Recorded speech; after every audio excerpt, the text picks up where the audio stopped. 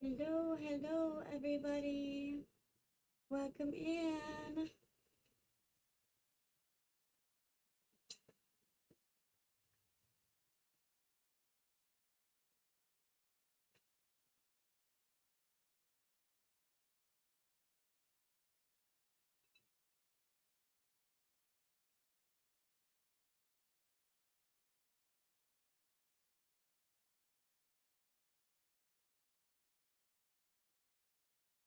Sorry to be starting late. I lost track of time, which was not the plan.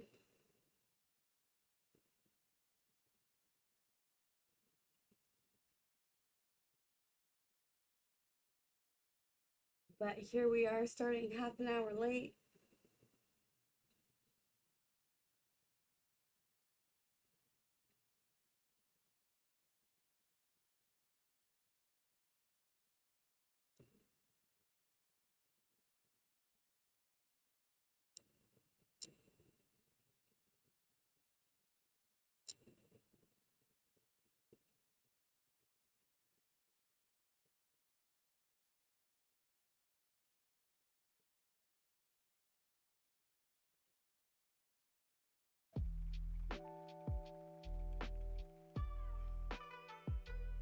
Here's some music to get us started.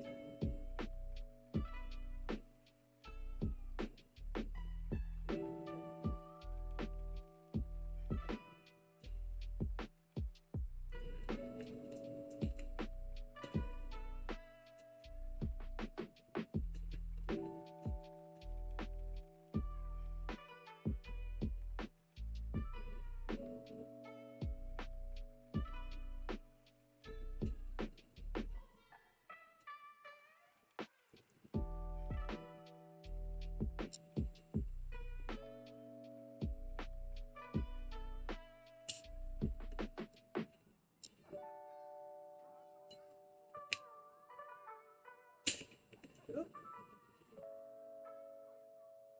Just getting everything set up again.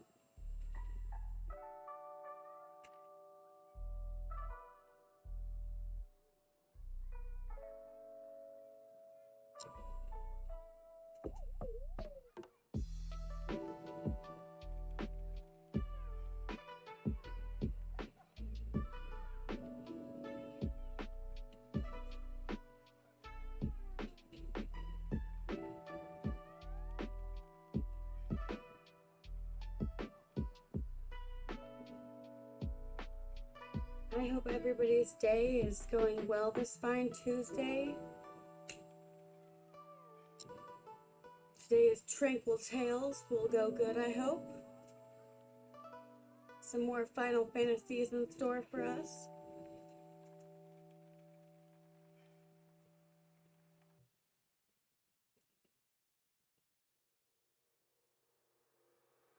But we're gonna start off with some tickets down at the Golden Saucer.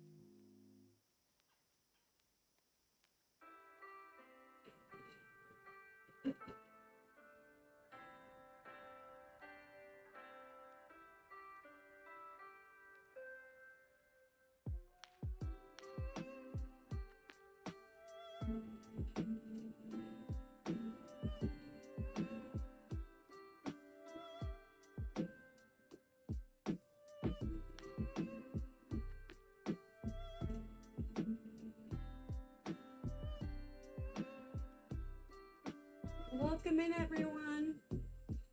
Stream will be starting shortly.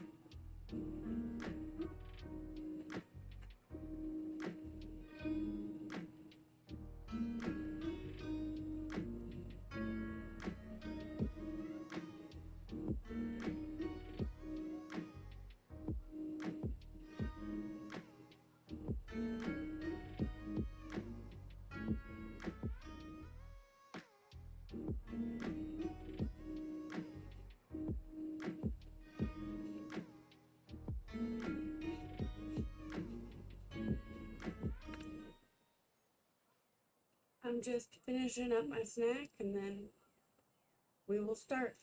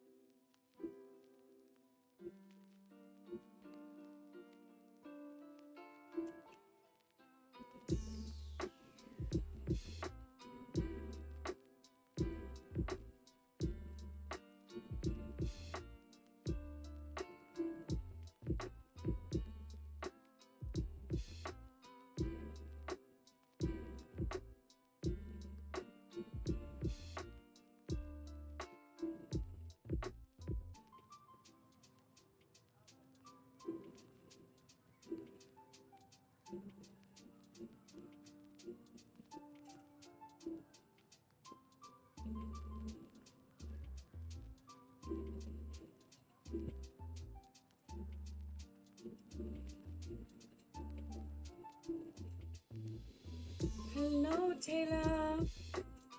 Welcome in, welcome in.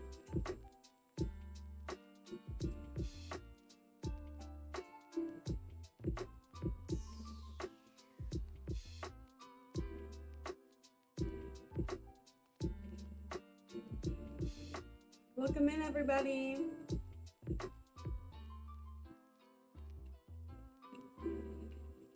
Stream will be starting shortly. Sorry for the delay. Running a bit late today. I lost track of time. And then I forgot to eat, so I'm snacking.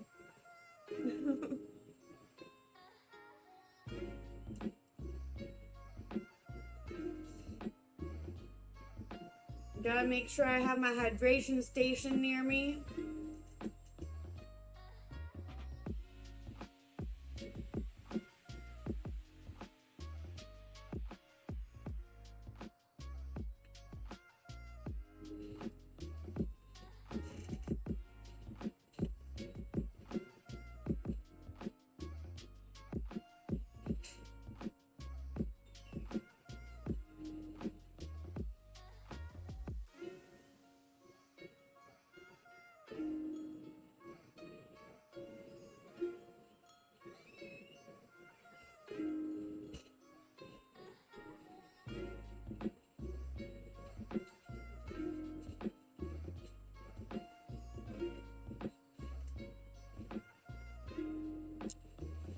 All right. Let's get started.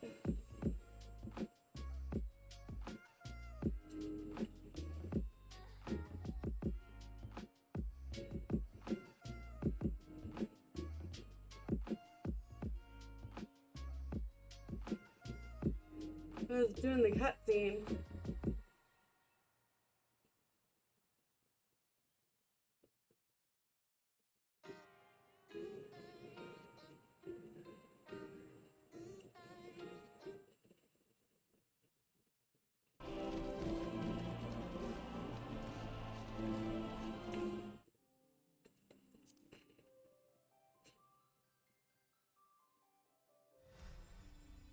It would have been nice to show you guys earlier.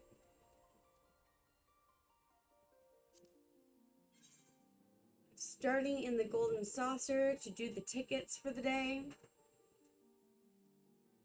Server is, of course, congested. So we gotta wait a bit.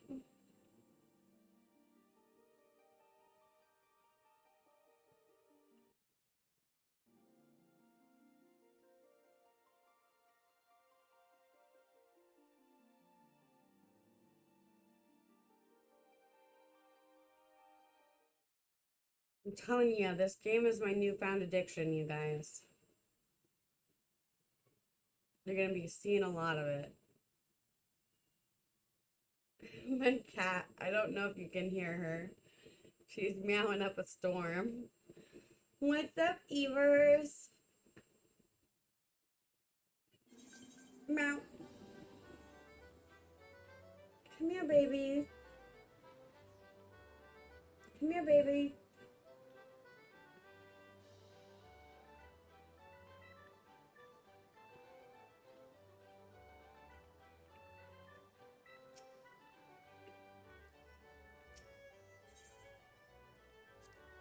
Okay. Let's see if we do better on these tickets today.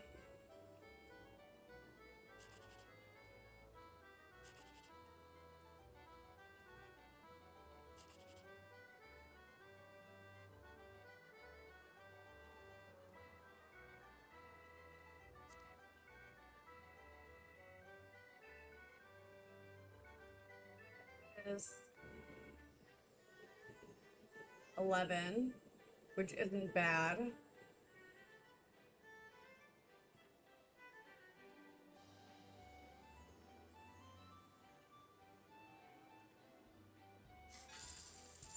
Gonna go with that one.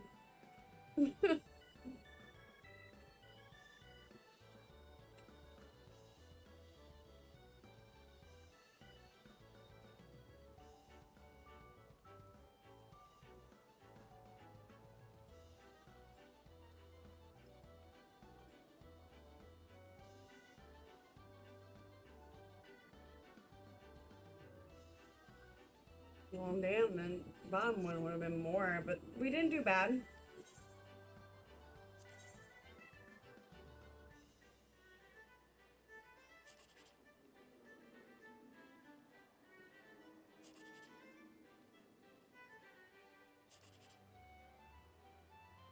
Seven, 8, 9, 10 for 80. I don't like that.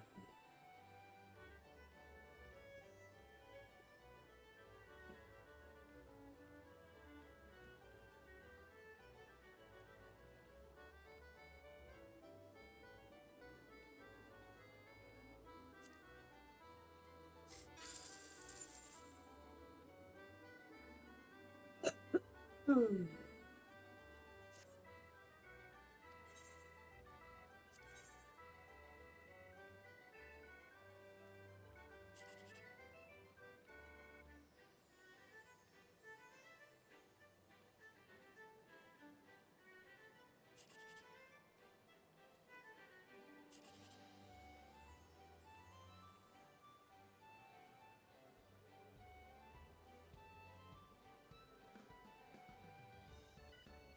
Low 6 on this card.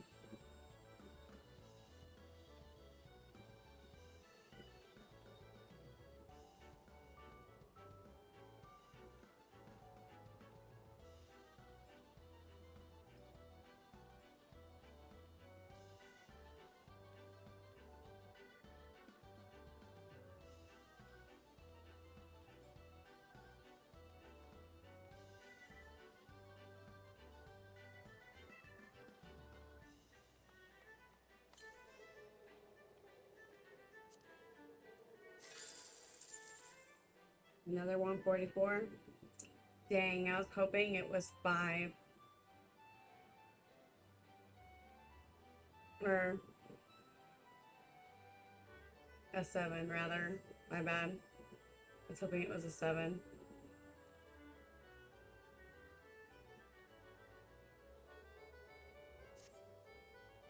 I'm not good at math. It's okay though.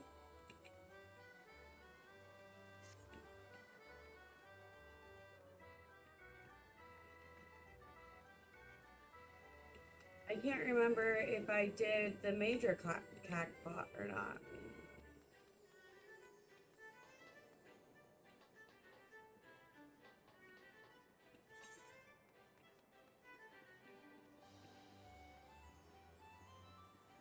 We're gonna go see if I did that.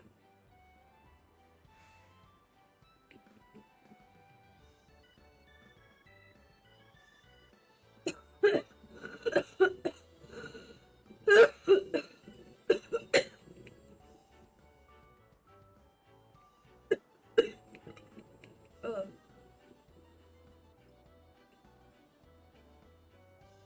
Excuse me.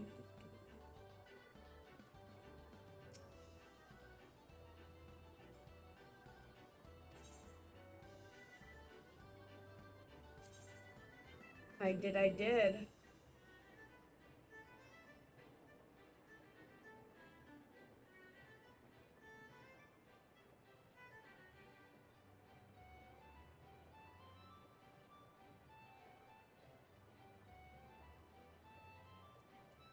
Okay.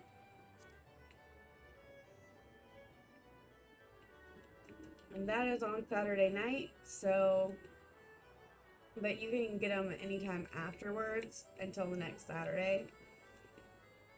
So you guys will be able to see if we won or not.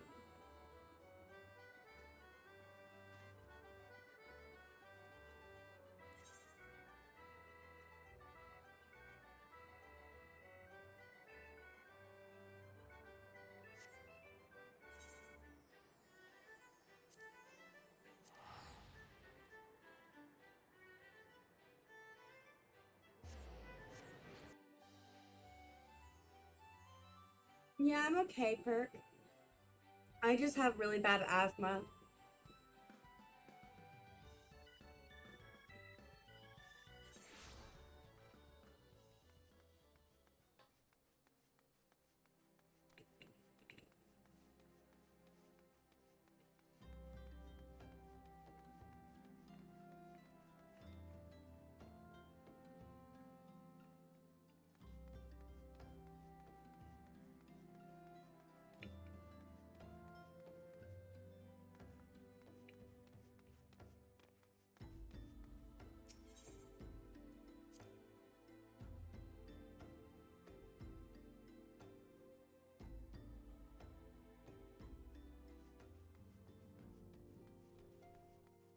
Not fun.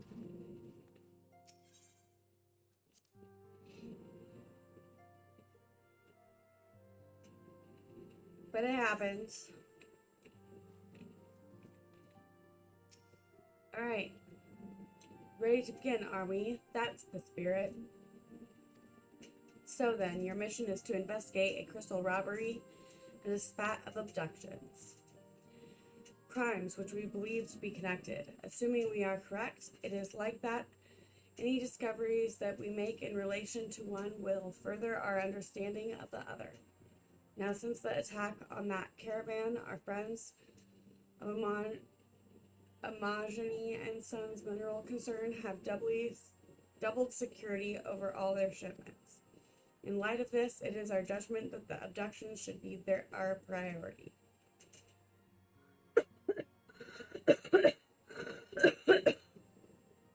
Excuse me as I take my inhalers again. And hopefully, since it'll be an hour early, they'll help.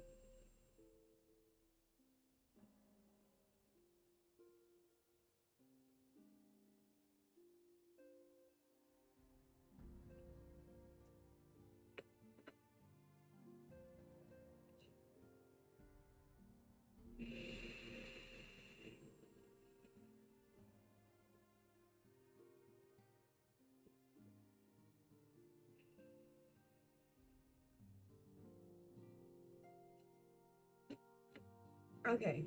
According to our primary findings, the majority of the missing were last seen in the vicinity of Camp Drybo, so that would seem a fine place to begin. A fellow by the name of Isambard serves as the camp's de facto leader. Pay him a visit and see that he gives us his full cooperation.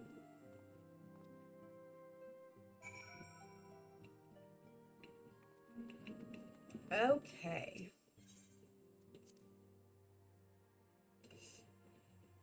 Simple enough.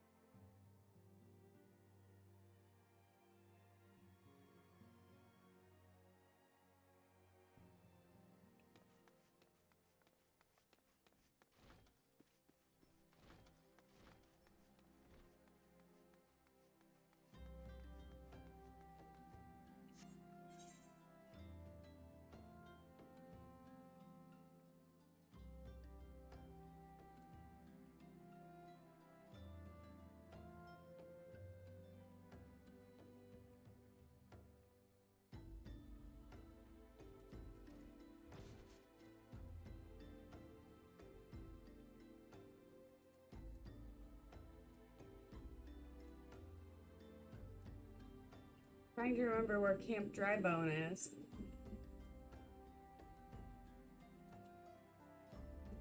Oh my goodness, it is far out there.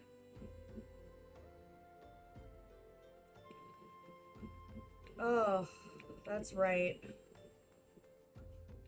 We got a lot of running to do, you guys.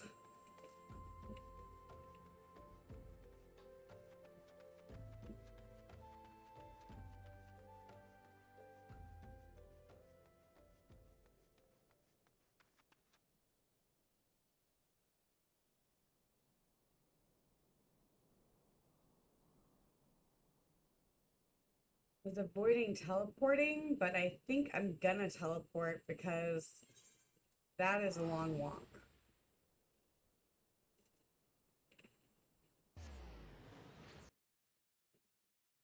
This is what we were saving it for.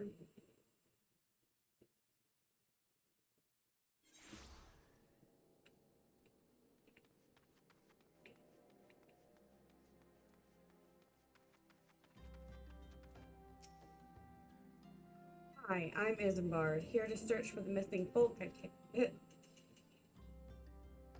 Minfilia sent word that an adventurer fitting your description would be along.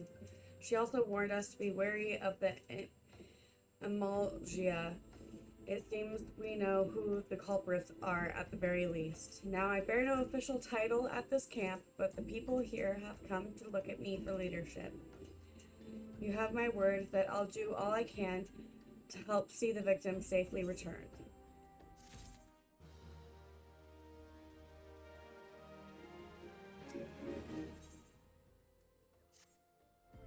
Let us get right to it then. Menphilia names the Amalja culprits in all this.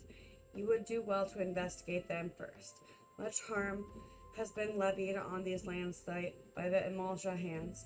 The flames burn where they might, but their light cannot stay the darkness in all the places at all times.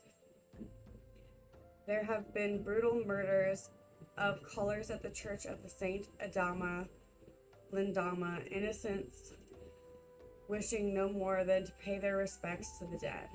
The poor souls deserve a proper burial. I would see to the deed before the mongrels catch their scent, but I know not if the Amalja still linger. Would you secure their remains for me, friend? You will find them on the eastern road. 12 willing, you may even come to learn something of what the Amalja seek in this area.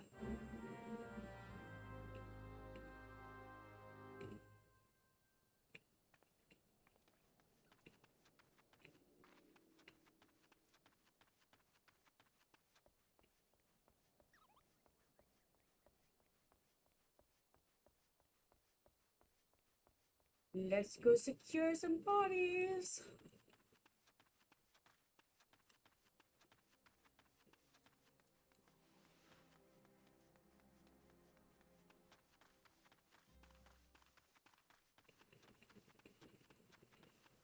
Oh no, I think I went the wrong way.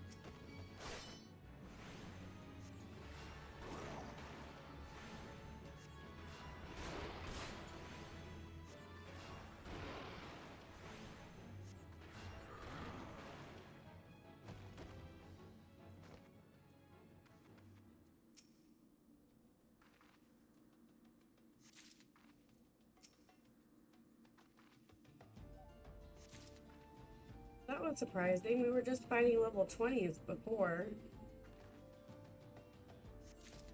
Or wait, no we weren't. Never mind. I'm getting confused.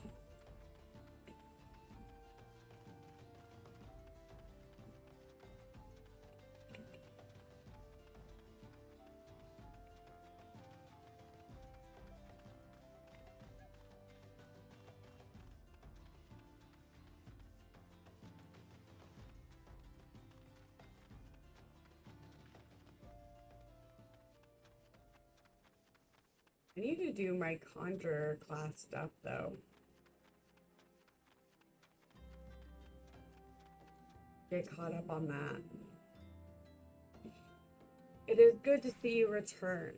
Were you able to secure the remains of our fallen? Yes. With the bodies given back proper to the earth, the souls will find their way across to the other side. You have done a noble deed this day. I thank you. Now then, what of the Amalja? Did you see any? Surely such massive monstrosities as they cannot conceal their presence, much less take their quarry unawares. Ah, so there were Amalja remaining after all. I feared as much. Their part in the lowborn disappearing is all but confirmed, but I sense there is more to this than meets the eye. The occasional Amalja raiding party would not account for people going missing in these kinds of numbers.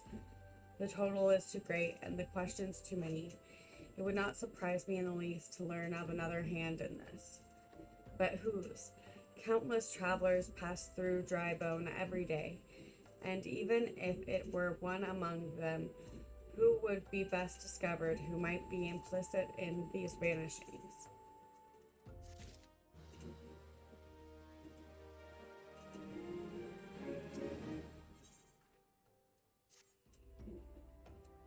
What say we turn an eye to the common folk themselves? It may be among them that we find the reasons for these vanishings.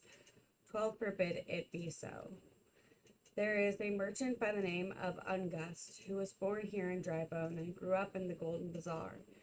A rough character, but he knows the people here better than anyone else. I'd wager he's at the inn quaffing about away the day's earnings. Here, I'll write a note for you to show him, else he's not able to speak to you.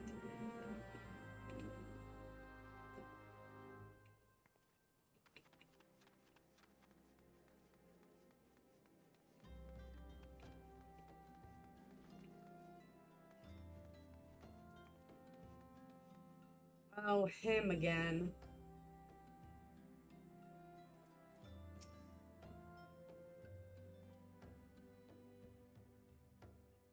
Well, gods be damned. You are that bloody adventurer who threatened me back in Ulda. What in the seventh hells do you want with me now?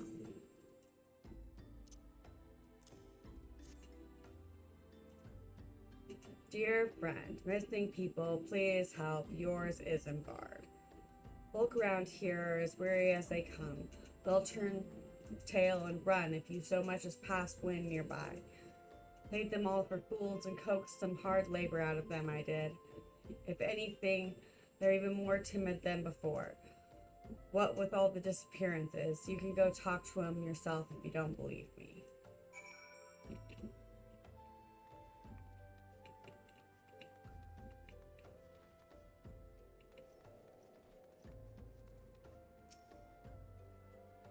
But please, miss, just leave me be.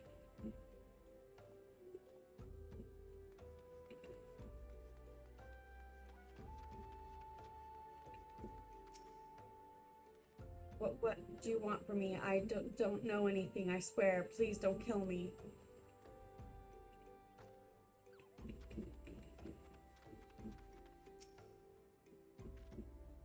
I have nothing to say about this. They'll take who or whatever's been feeding us low folk.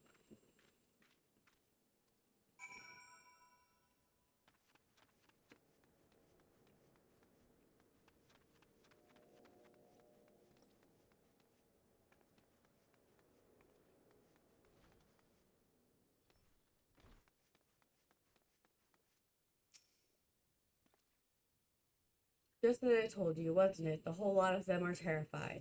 Hiccup. There's been talk of folk getting abducted, but if you ask me, they simply up and moved on to a better place. This place isn't exactly close to soul, if you know what I'm saying. He was not helpful.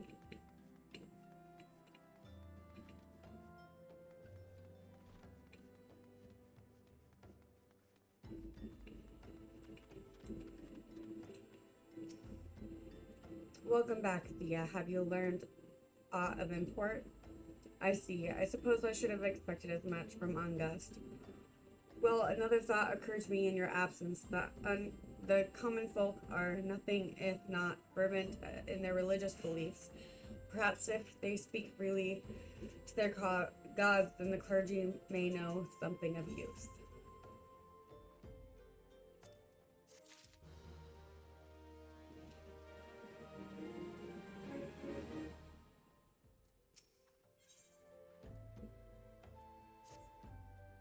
If we would know what the common folk speak of to their gods, we've no better place to know that at the church of Saint Adama Lindama.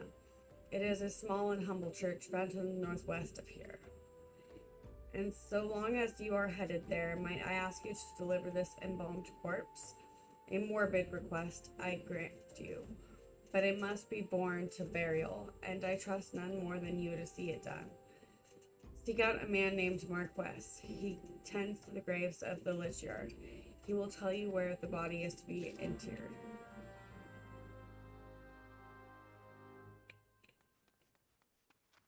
And now we go to the church. Now we go this way.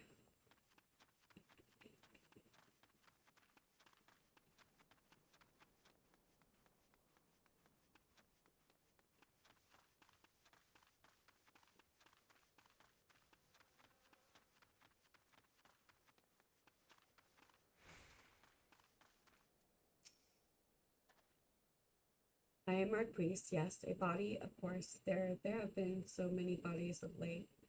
I I apologize, miss. If you seek a place of burial, then there is an empty grave atop the ridge. Take the path and lay him to rest there.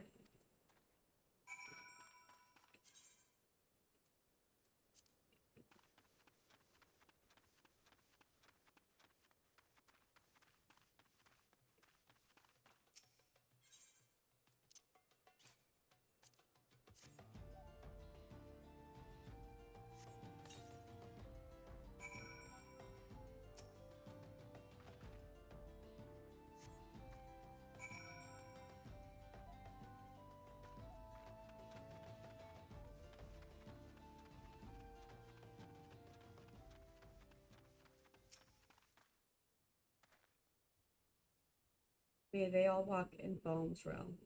What? Missing people? I'm afraid I cannot help you. But maybe a sister Arson can. Our son can. She has been kind to me. Everyone has been so kind. I don't know why, though. Pardon me, I will find Sister Our Son within the church walls. Or you will find.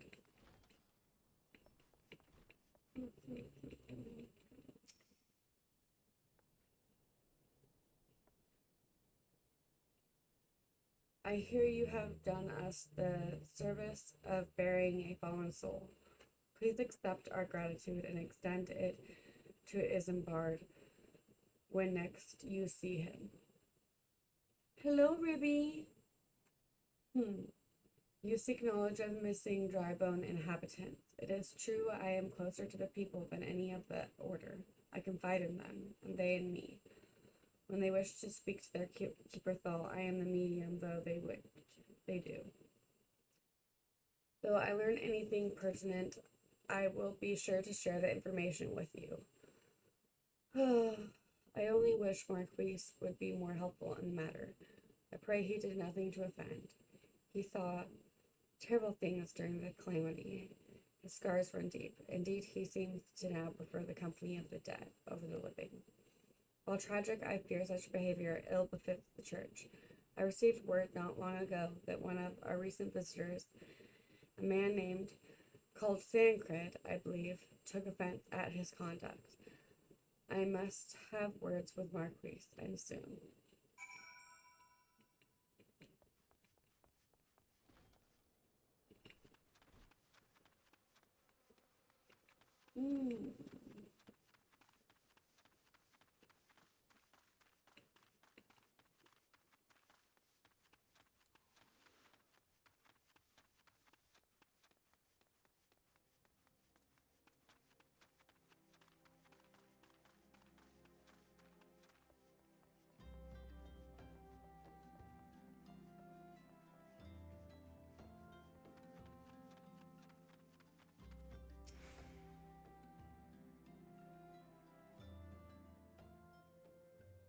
Thank you, Zia. Burial is no easy thing, even when the departed is a stranger.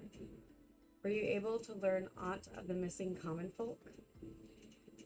You've been keeping yourself rather busy of late, haven't you, Zia?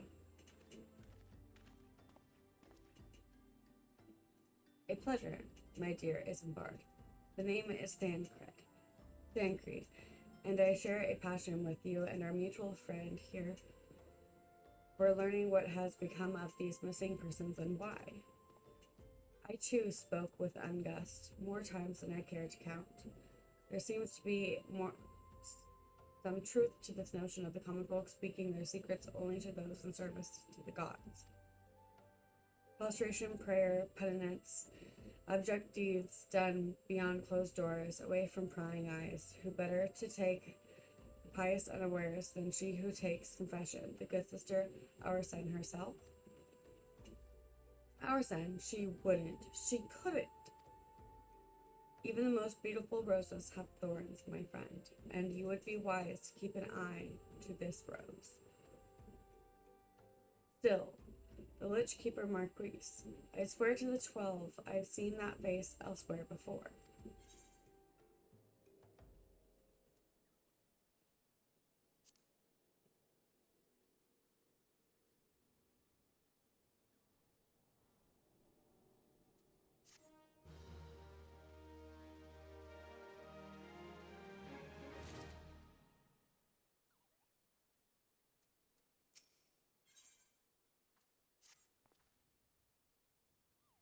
Our son, it cannot be, though she won't to travel to the Golden Bazaar on her own, and it is not uncommon to see her speaking to the children, but no, it could not be she, could it?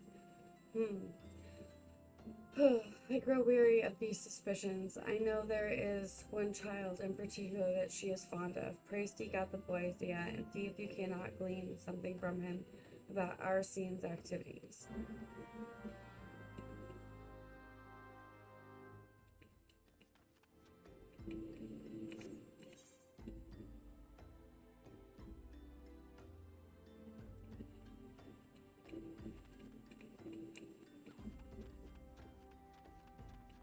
It's a ways away.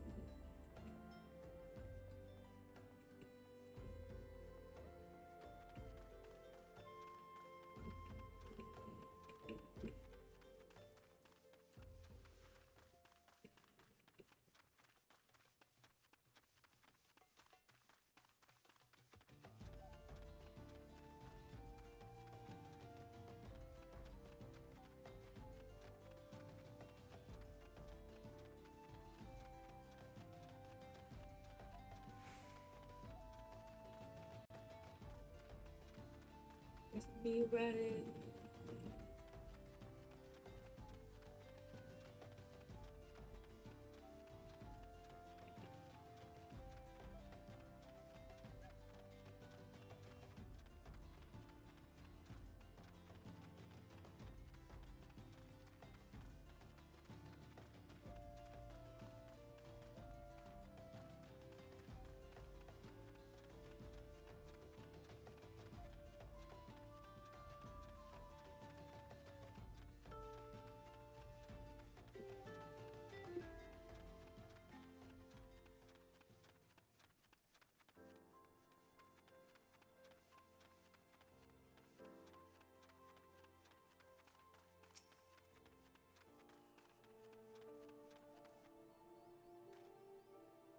Please help. Sister Arisen went out all on her own and hasn't come back.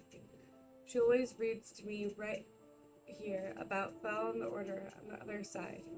I told her I lost my shiny thing and she went looking for it. But what if the monsters outside hurt her? Please find her.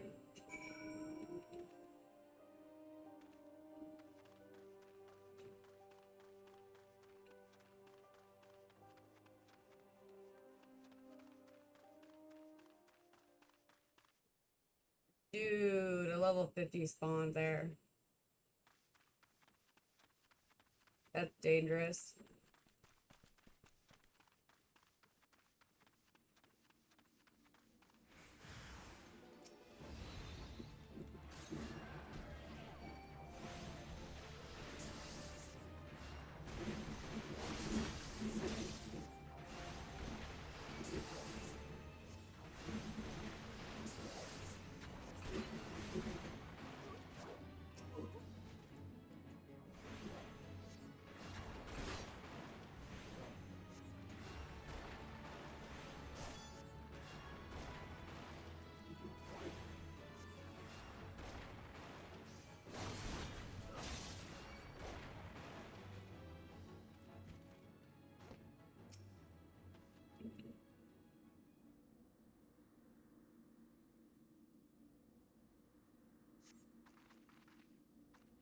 You are the one from the church. Thank goodness you arrived when you did. It seems my gratitude is yours yet again. Spoke with the child. Yes, well, I was able to find his lost trinket. It is a ring given to him by his mother before she passed. I will see it safely back to him.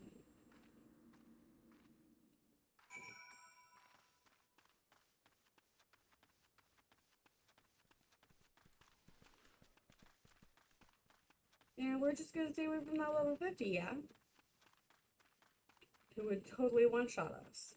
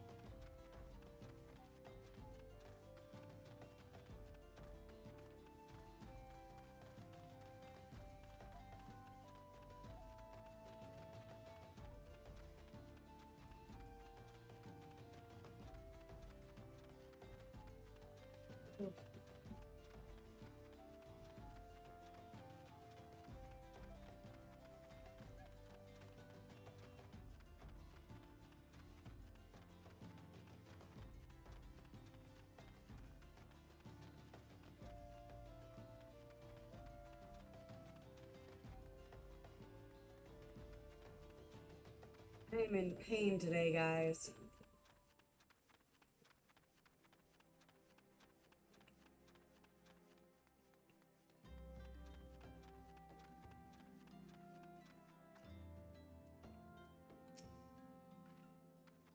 But hopefully this will provide a good distraction.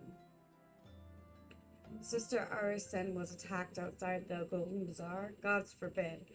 I will secure a room at the inn for her should she require any rest. Searching for the mementos of orphans and risking her own well-being in the doing, no less. Certainly not the dastardly deeds Thancred would have us believe.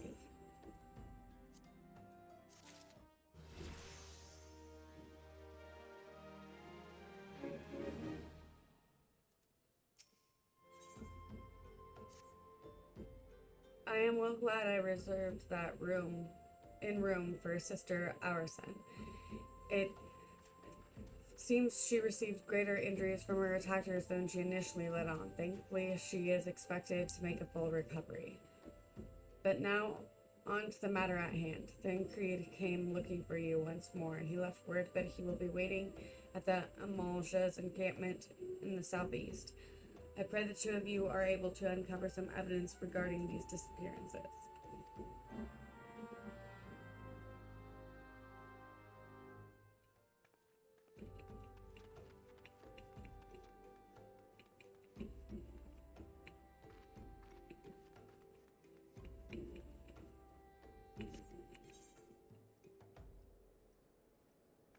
Right.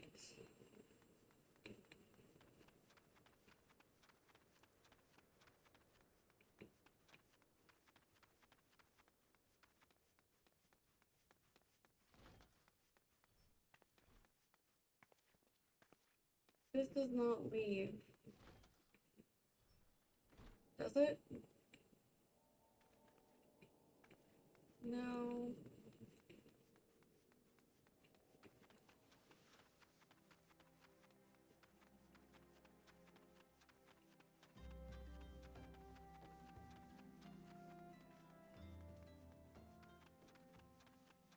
That was the exit.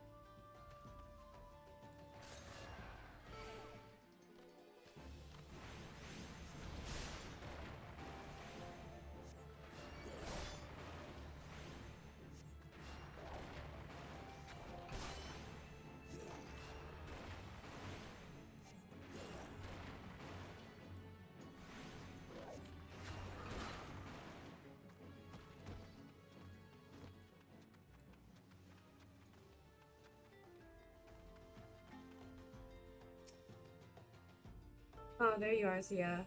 So good of you to come. Indeed, I've heard all about Sister Aurson. Isambard said her wounds were serious. It seems my suspicions about the Poirots were misplaced. But false though they were, perhaps my suspicions were not entirely without merit. Whilst following Sister Aurson near the Golden Bazaar, a band of Amalja caught my eye. I tracked them as far as this encampment, but, well, let us say that I would much prefer to keep my distance and remain here. This, of course, brings me to why I requested you, dear Zia. Would you be so kind as to take a look inside? Making me do all your work for you.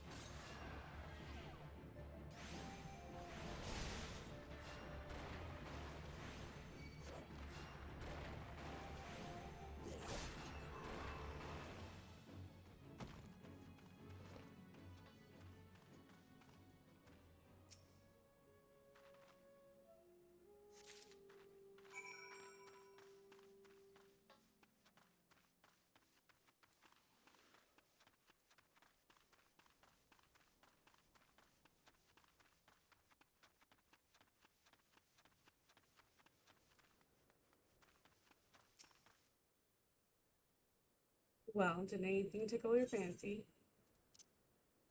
Yes, right here. This leaflet.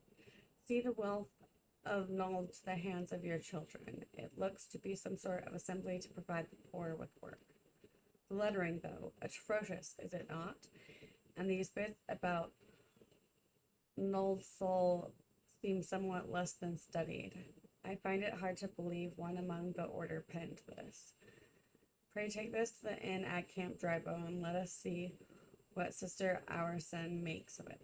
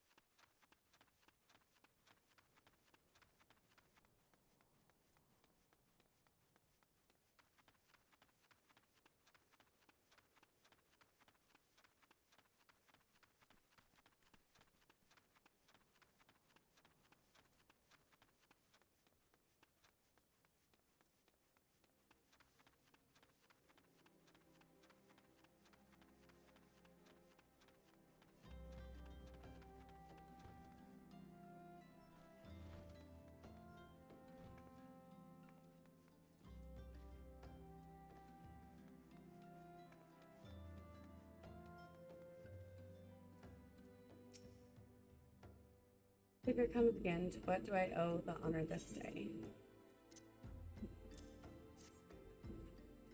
What this? Blasphemous. These are not our teachings at all. This was not made by any true brother or sister of the order. Of that I can assure you. Come to think of it, weeks ago, the church was plagued by missing garments. Could someone be posing as a priest of the order to deceive the people? The plot thickens, Zia. Our culprit pretends to be a priest to lend credence to his deception. There is no doubt an irony in there somewhere. But I suspect we have a worthy adversary on our hands. I shall consider how best to handle this. For now, tell Isambard that we have learned what we have learned here.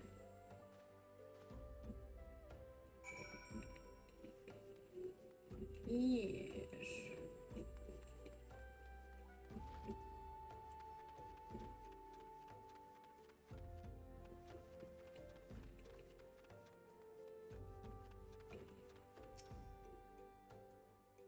Posing as a priest, to think.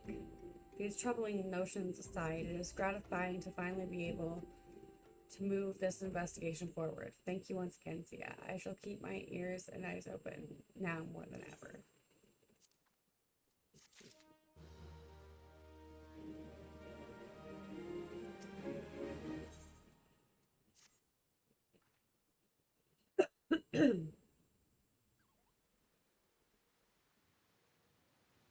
I'm afraid I have not seen any unusual activity, nor have any at this camp given me cause to tout them. But unless we can identify the culprit, and soon more innocents shall fall victim. Do not despair just yet, my friend. An idea occurs to me. Our suspect has been posing as a priest, using leaflets bearing false promises to lure the poor. Zia and me serve like by posing as impoverished souls in need of succor. I dare to hope that this will yield us the answers we seek. It will be a dangerous undertaking, but you two are more than capable of looking after yourselves. I'm next to useless in a battle, but I can supply the garments for the disguise. These old tunics and slobs should serve your needs so long as you don't mind the smell and the stains. These will serve very well. You have my thanks.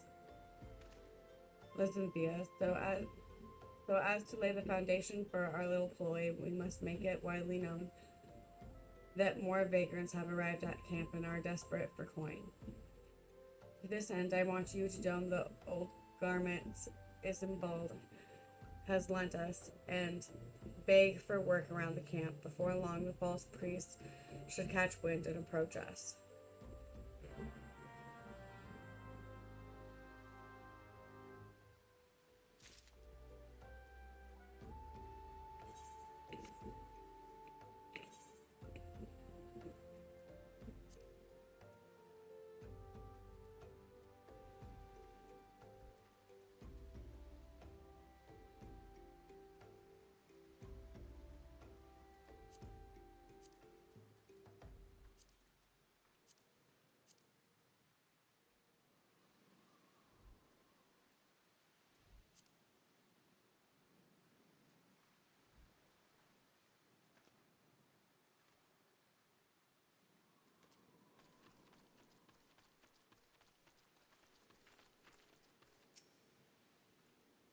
I preach the teachings of Azima the Warden. Hast thou come to partake of the honey of her wisdom? Azima is keeper of the sun and goddess of inquiry. All is laid bare beneath the sunlight of her divine countenance. Open thy heart to this light, needy child, and thou shalt want for naught till the end of the days.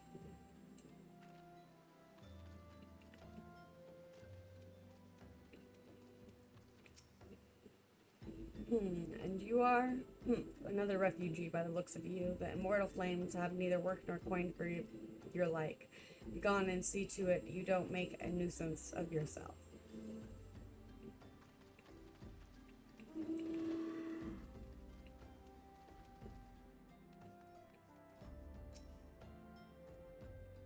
I was just about to get to the good part.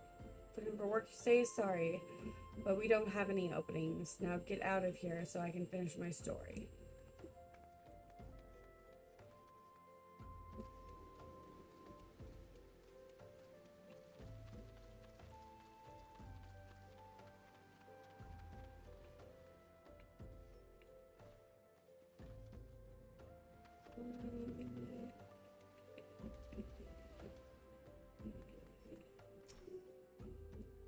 Greetings, good madam. Is there aught might assist you with? Oh, I don't believe there is. I'm afraid our wares are very expensive. Mayhap you should rejoin your fellows out at the pond north of Sandgate.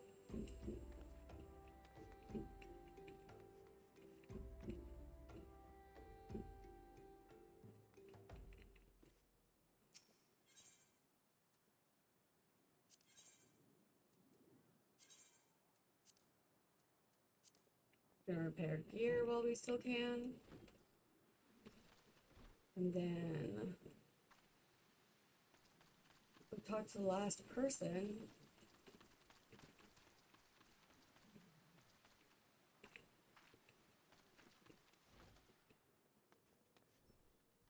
Where's the last person?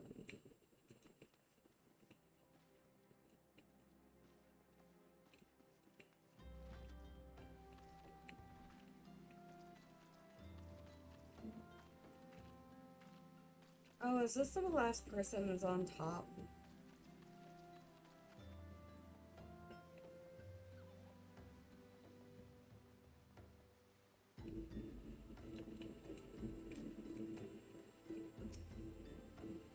What is it? God, it's not again. Look, being poor doesn't give you the right to pester whomsoever you like. Why don't you keep with your own kind out by that muddy pond of yours at Drybone?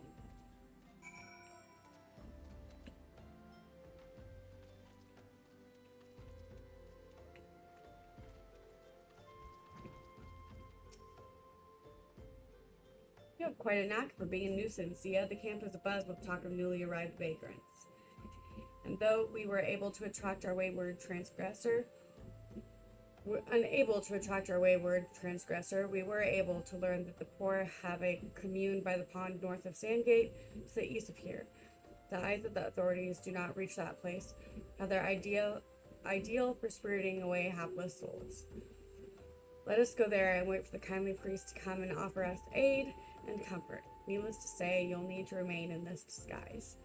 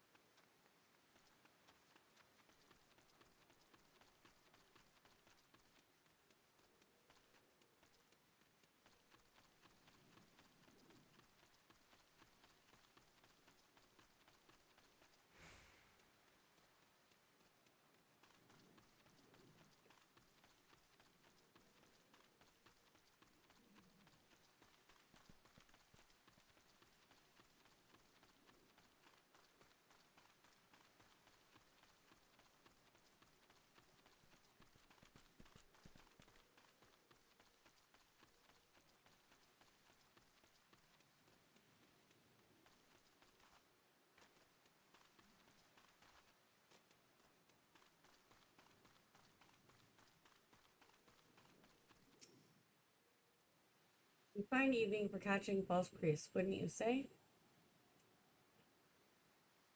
In the rain, nonetheless. You look absolutely smashing, Thea, positively dressed for deception. All that's left then is to wait for a query to appear.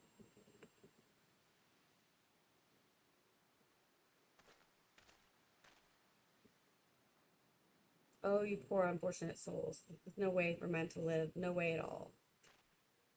Who are you? What do you want? Pieti's child, for I mean you no harm. I am a priest of the order of Naldthal, and I come to offer you succor. This leaflet bears the teaching of Nald. Trust to them, and they will surely set you free from the shackles of penury.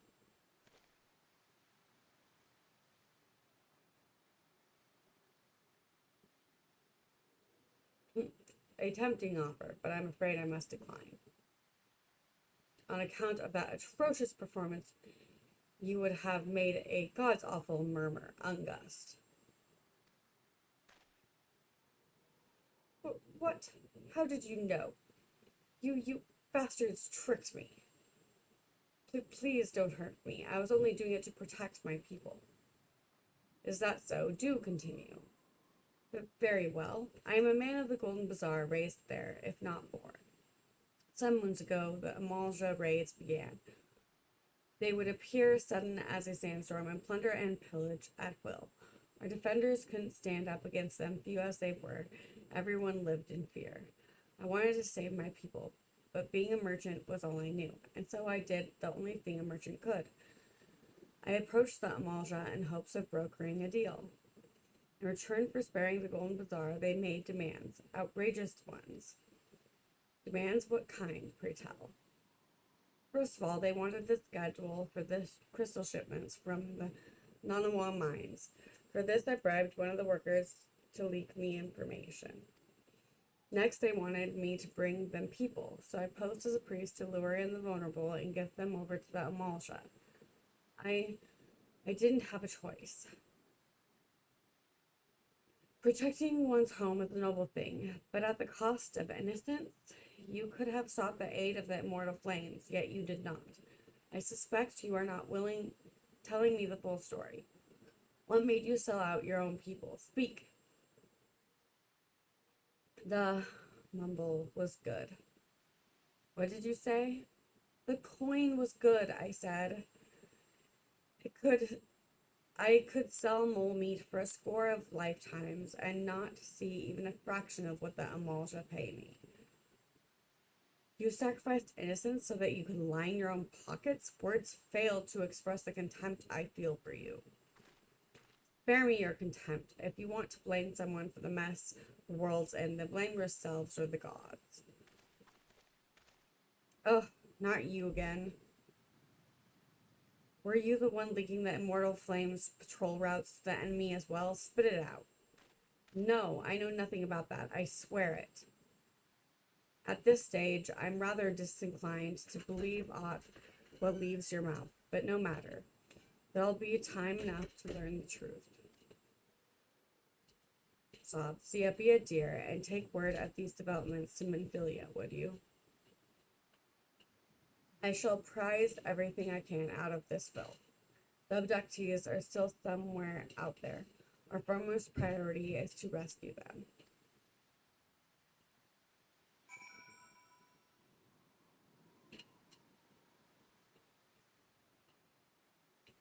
Okay, Taylor, thank you for stopping by.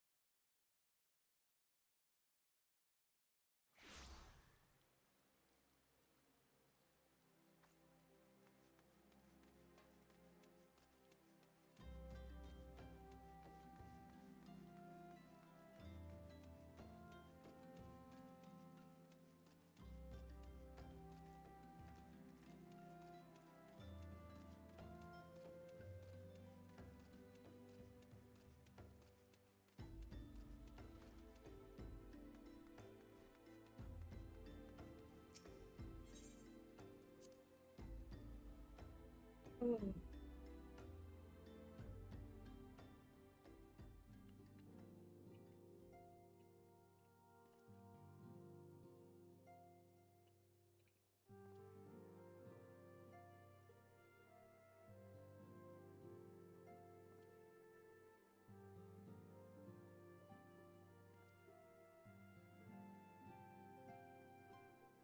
Sorry, gotta stretch and take some pain pills.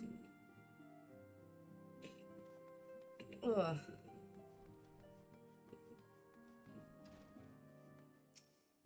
Okay.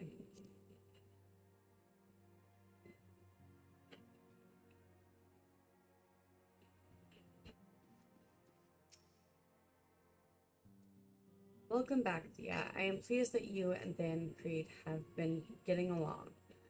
I see. You have done well to uncover the truth. My thanks for the report. As Than Creed said, we must ascertain where the abducted were taken, and none by the Amalsha know the answer. Suffice it to say, they will not willingly part with this information. I fear blood will be spilled before all is said and done.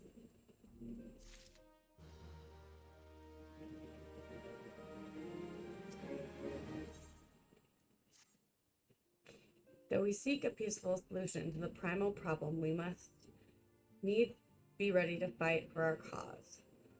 That you might take to the field suitably prepared, I would have you meet with a goblin acquaintance of mine. His name is Mutamix Bubbly Pots, and he is a scholar of no small repute.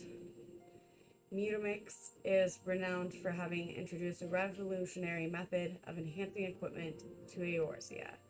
The knowledge of this method was once a closed guarded secret, but thanks to Mutamix and his students, it has now been disseminated to the great benefit of all the realm.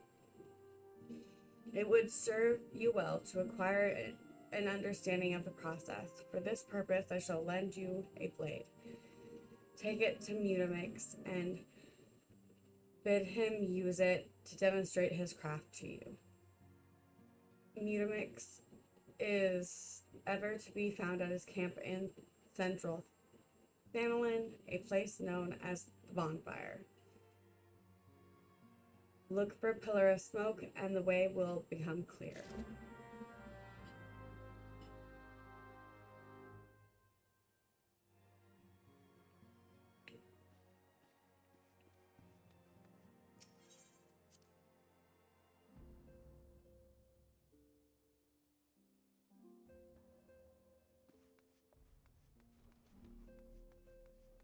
I think I scare people off with my coughing, you guys.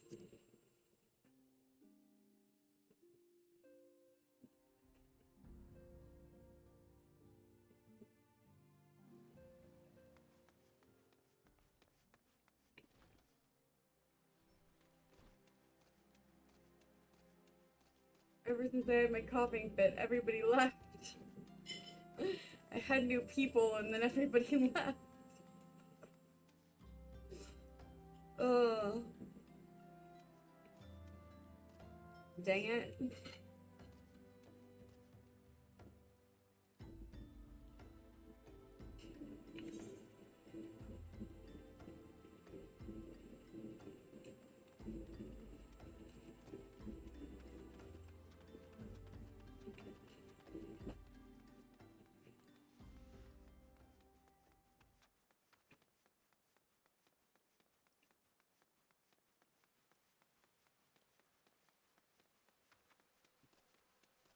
Oh, hey, Perk. You're still here? That's good.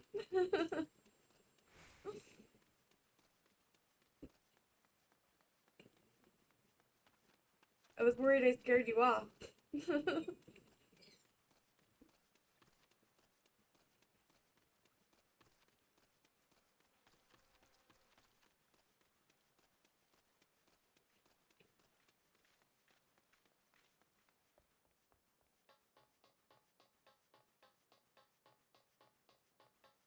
Also, if you followed, I didn't get the notification because I don't have a dual screen. So if you followed, thank you. If you didn't, no worries.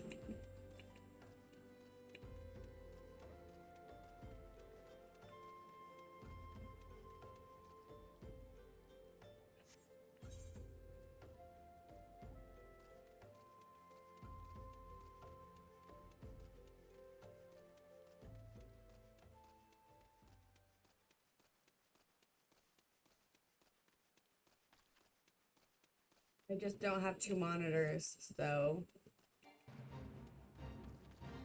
I use my phone to see chat.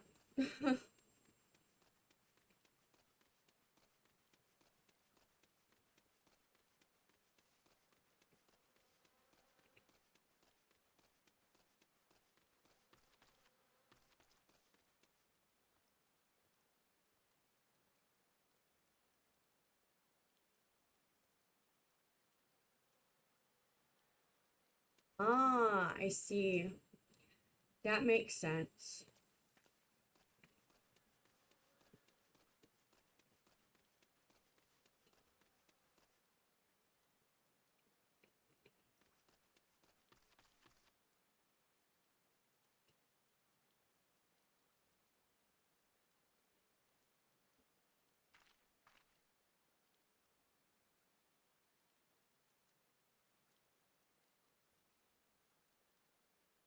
I need to go to Western. Where do I need to go?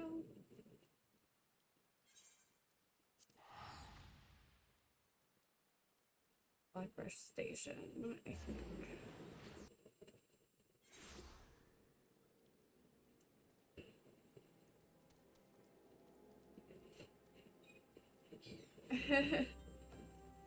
Yeah.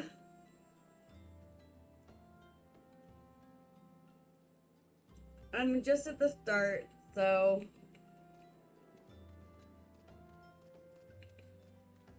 I know very little.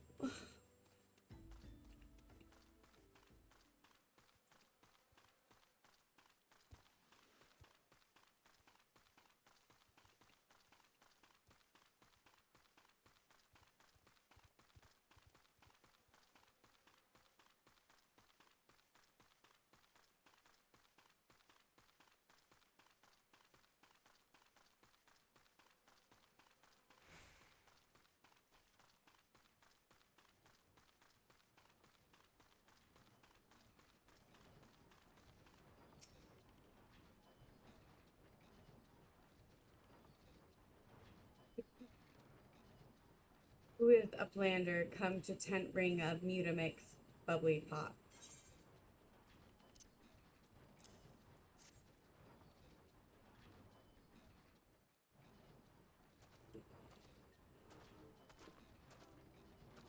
Fighty Tool drinks an airy self. When full of airy self, Fighty Tool changes to Stony Shine, name of materia. If materia join with other Fighty Tool, then Big Eyes. Fighty Tool gains power of airy self. Mutamix is reckoning this Uplander as friend of Menphilia.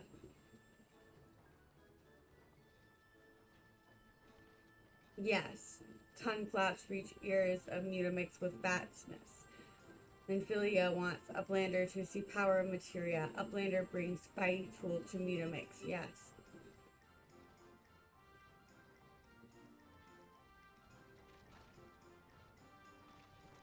Fighty Tool is unstrong as eating tool. Make good TT show a power of materia.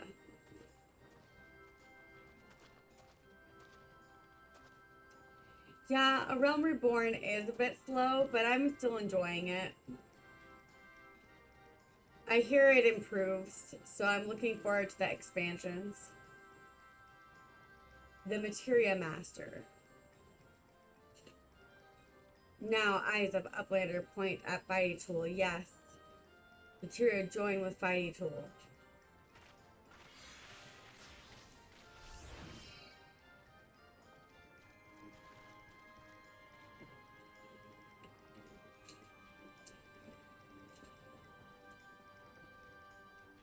Fighty Tool gain power of materia. Fighty Tool reborn. Here, Uplander take Fighty Tool to Menphilia. Materia, strictly speaking, is a kind of crystal. It is created by drawing out the etheric constituents from a piece of equipment and then crystallizing them. Not just any old equipment will serve, mind you, it must have sufficient spirit bond. That being a measure of how fully an item has been imbued with its owner's spirit.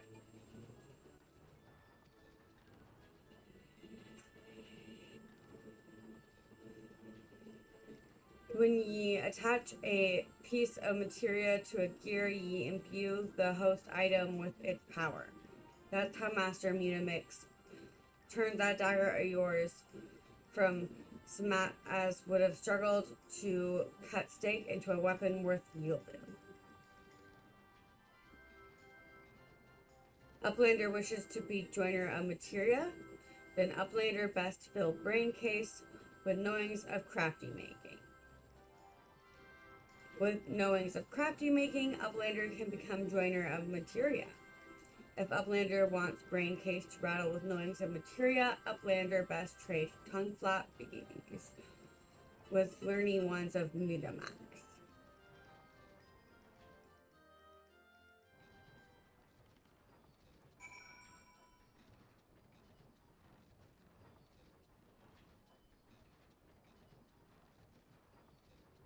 That's good to know, Perk.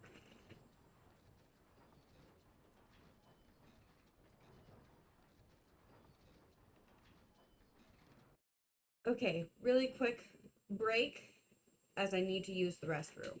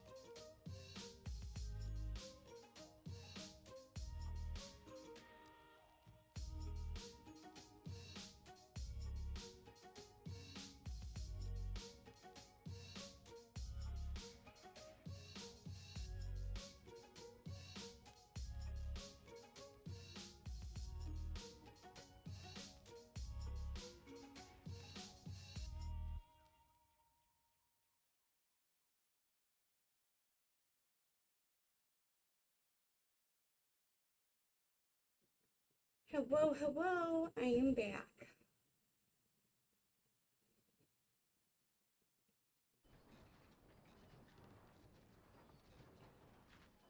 Okay.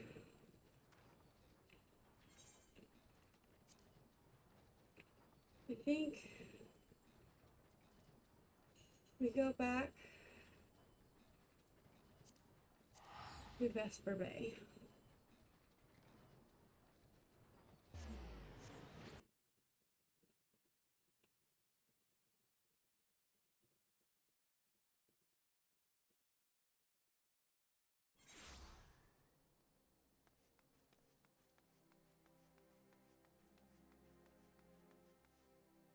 I should probably change back into my gear.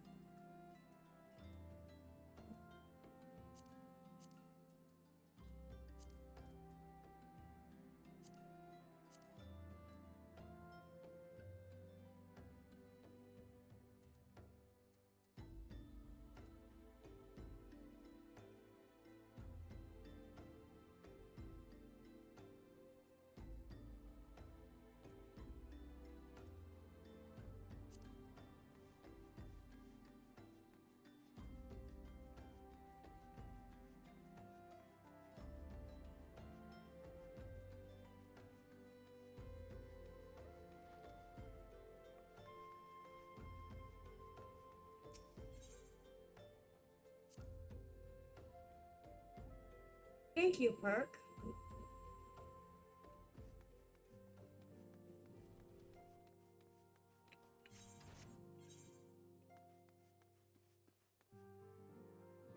No, I am not on the free trial. I pay.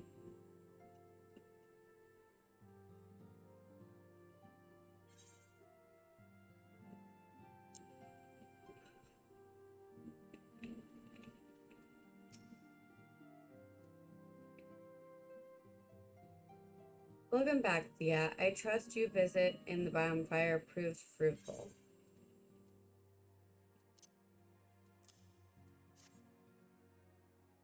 Ah, what a remarkable difference a single piece of materia can make. Granted, the skills needed to manipulate the substance are not easily acquired, but one need only look upon the results to realize such efforts are worthwhile. As I can am As I am sure you are aware, the quality of one's equipment can be the difference between victory and defeat. Materia may well give you the edge you need, Zia, so make it your ally. Now it is time we discuss the matter of your next mission. Pray speak with me when you are ready to begin.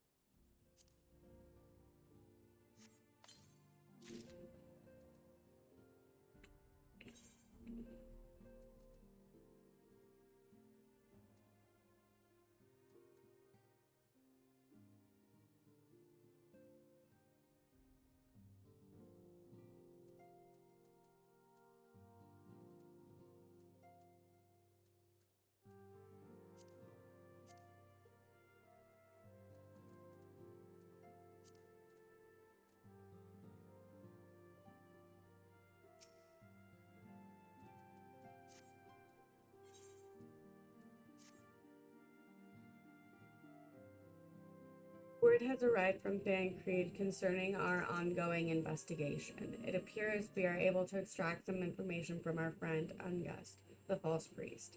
He revealed that he is due to meet with the Amalja to discuss their dealings.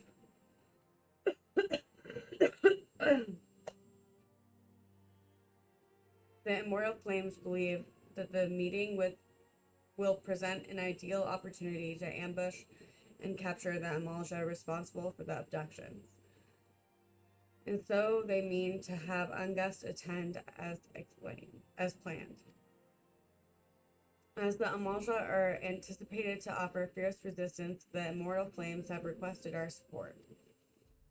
I would have you provide it to them, Zia. Thancred is presently attending to another matter, but will join you as soon as he is able.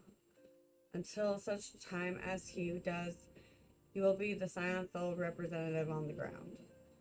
Before he left, he bade me tell you to save some for him. Such is his confidence in you, a confidence I share. When you have made ready, pray take yourself to Camp Drybone and report to the flame sergeant leading the mission. May you walk in the light of the crystal.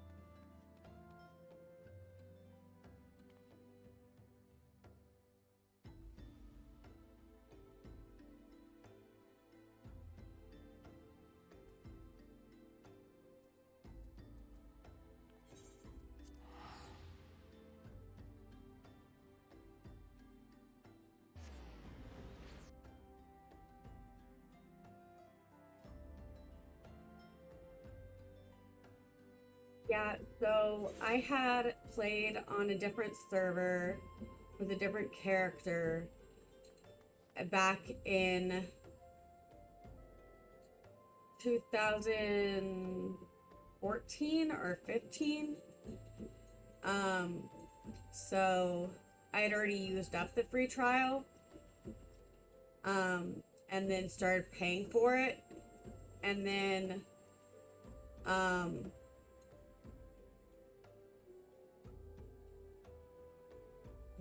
so I couldn't go back to using it for free, so I had to pay for it again.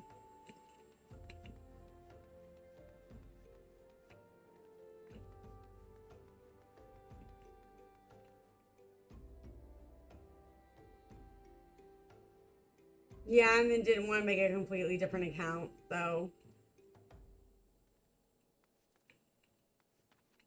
it doesn't bother me at all.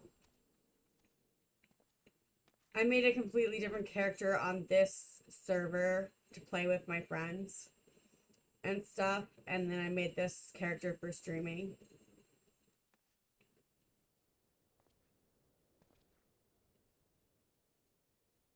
I'm not really paying attention to the story on my main character with my friends, though, so that I can pay attention to it on this character.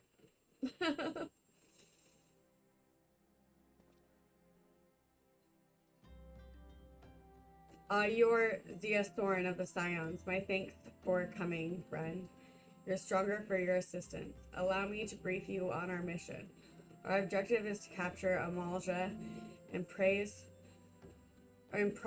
from them the whereabouts of the abductees. The lizard men aren't aware that their man Ungust has been exposed.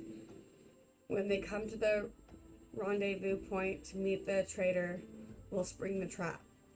Owing to the clandestine nature of the mission, we can deploy only a small contingent. Every member must count, and so we requested the aid of the Scions.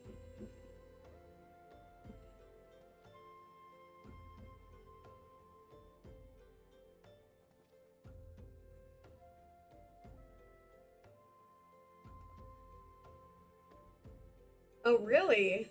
I'll get a unicorn mount? That's cool.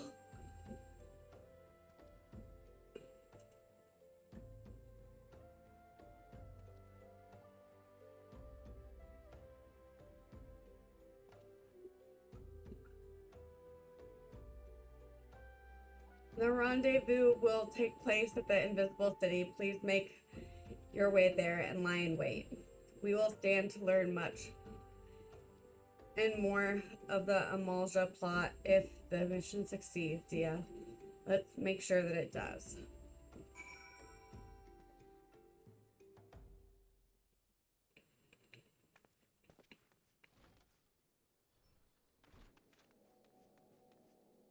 Yes, yes.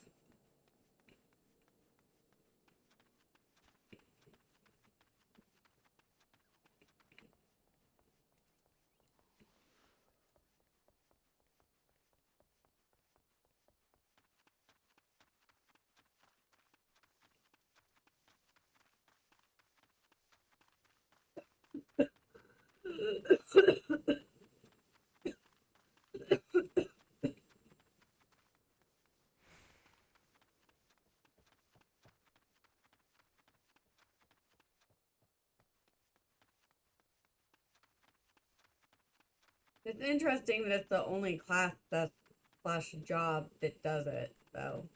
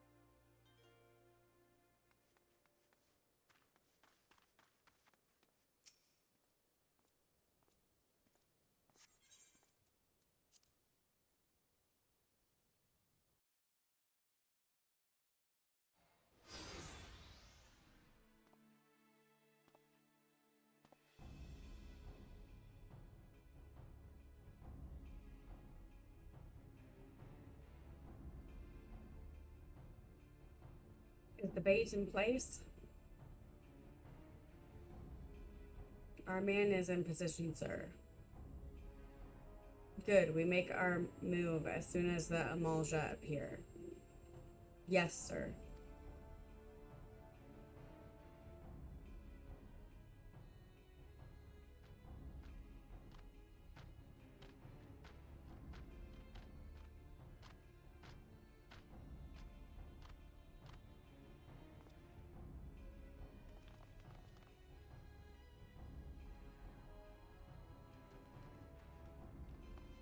What is the meaning of this? Wait, something's amiss.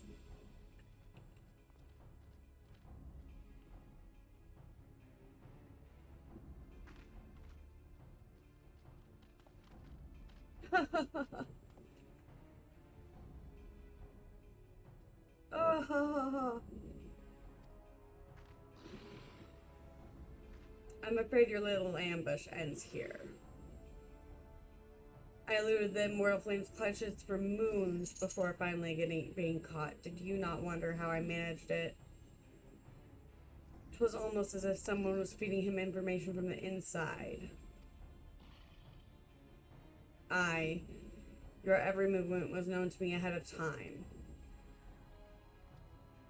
Now, as much as I'd love to chat a while, I have appointments to keep. They're all yours.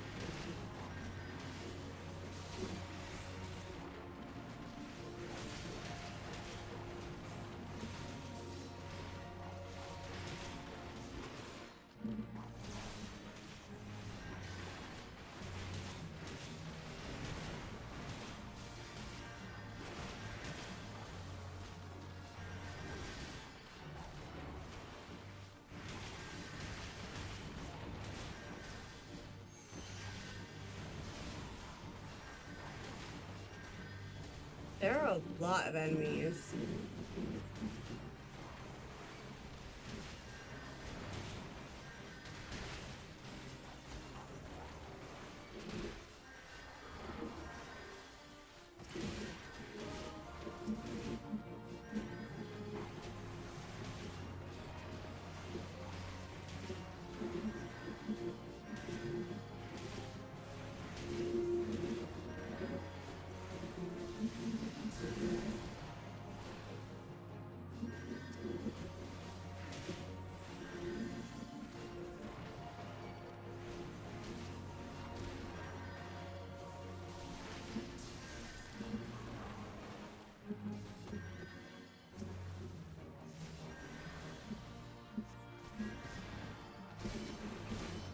Yeah, that's what I figured.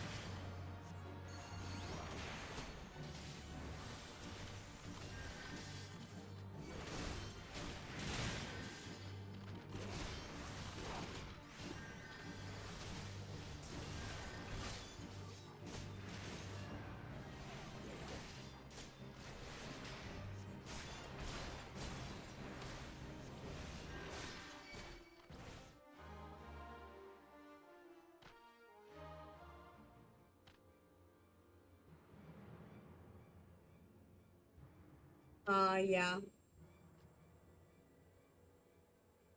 Put up your weapon or your comrade's a dead man.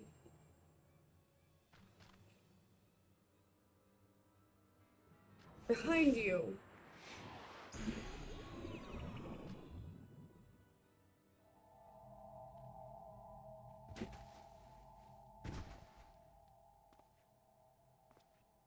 Bring her. The rest of you march. Traitorous scum.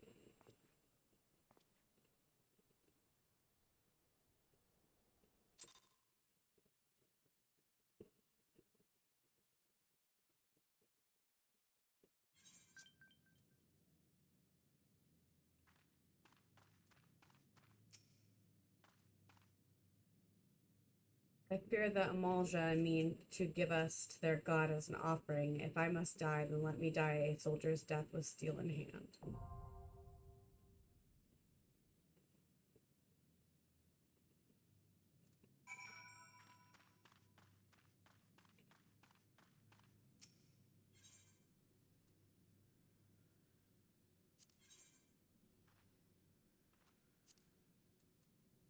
Let's join with other people doing it, yeah?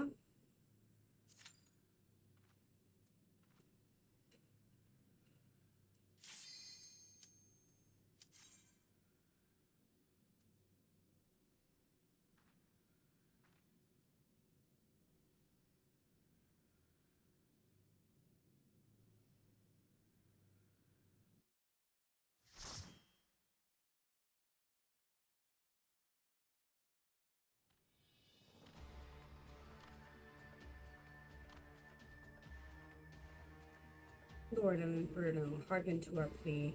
Lord of Inferno, deliver us from our misery. O mighty Ifrit, Lord of the Inferno, your humble servants beseech you, grace us with your divine presence.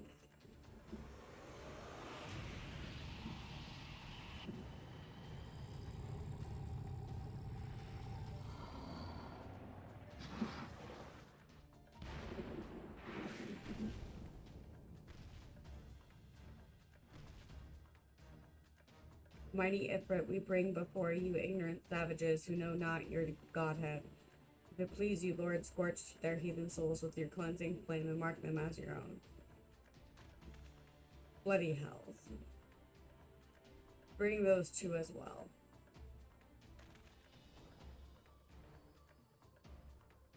What's going on? This ain't what we agreed. None but servants of Lord Ifrit may behold the right of summoning. The souls of unbelievers are forfeit. Spare me, I beg you. Pitiful children of man, by my breath I claim you. Arise once more as my loyal minions. Feed my flames with your faith in all who stand against us shall burn.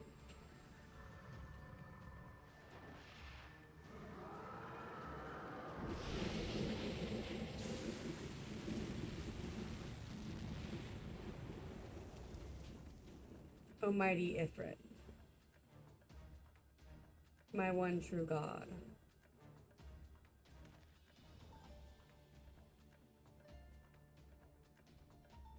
your words are my bread. Impossible. By what sorcery do you resist my master's will? Could it be your soul already belongs to another? Yes, that is the only explanation.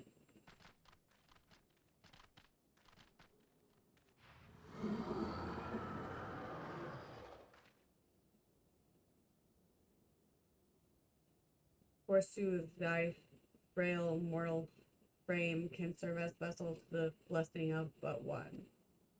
Yet I smell not the taint of another upon thee. The truth of thine allegiance waxeth clear. Thou art of godless blessed number. Paragons warned of thine abhorrent kind, thine existence is not to be suffered.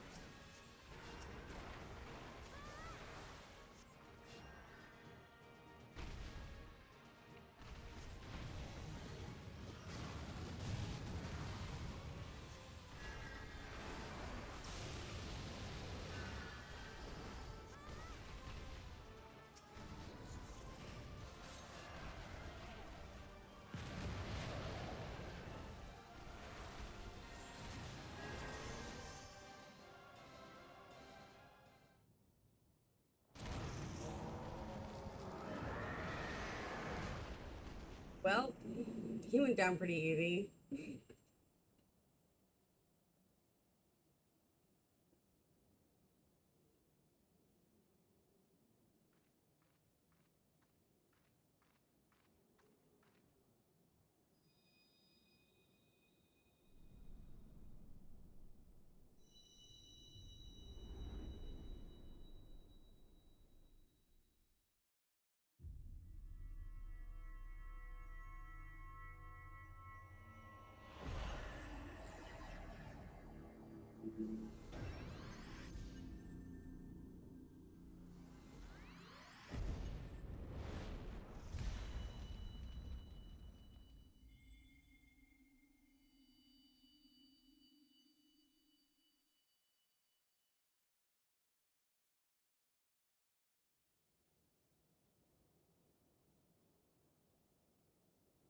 Pray forgive my lateness.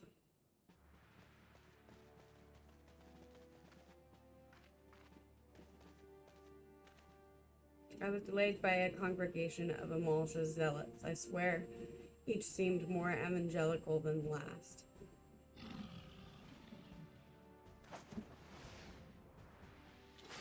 Persistent loss. Phew.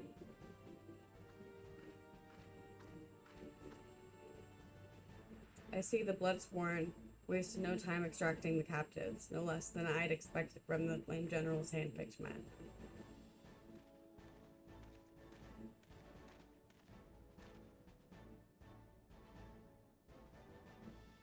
As for those two, it is fair to say that their hardships have only just begun. They have much to answer for. I feel I owe you an apology, Zia. Had I known this mission would prove so dangerous, I would never have left you to face it alone. You have been given a veritable baptism of fire. But let us continue this conversation in a more agreeable surroundings. Camp Dry Bone, shall we say? This way, sir.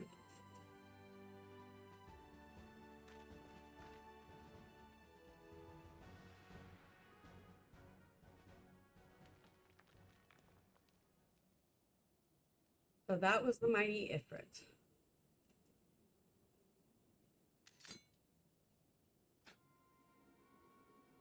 And what a disappointment he was. The readings are nowhere near what I had anticipated, even taking Uldan interference into account.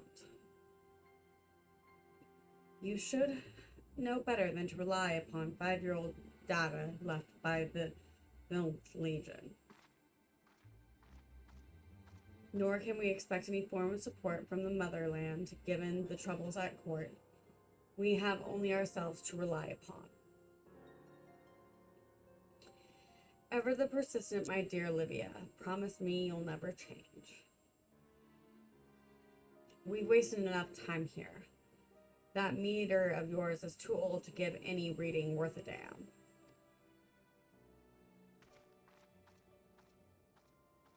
Not that there was aught worth a damn for it to read, but I take your point.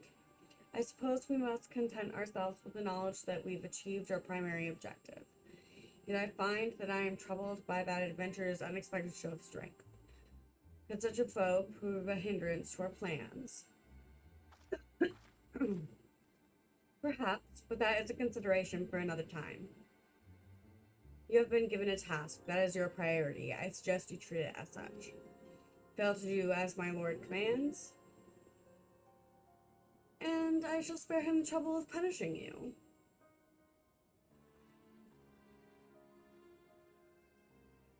With allies like that, beware a woman in love. I shall need to be on my best behavior.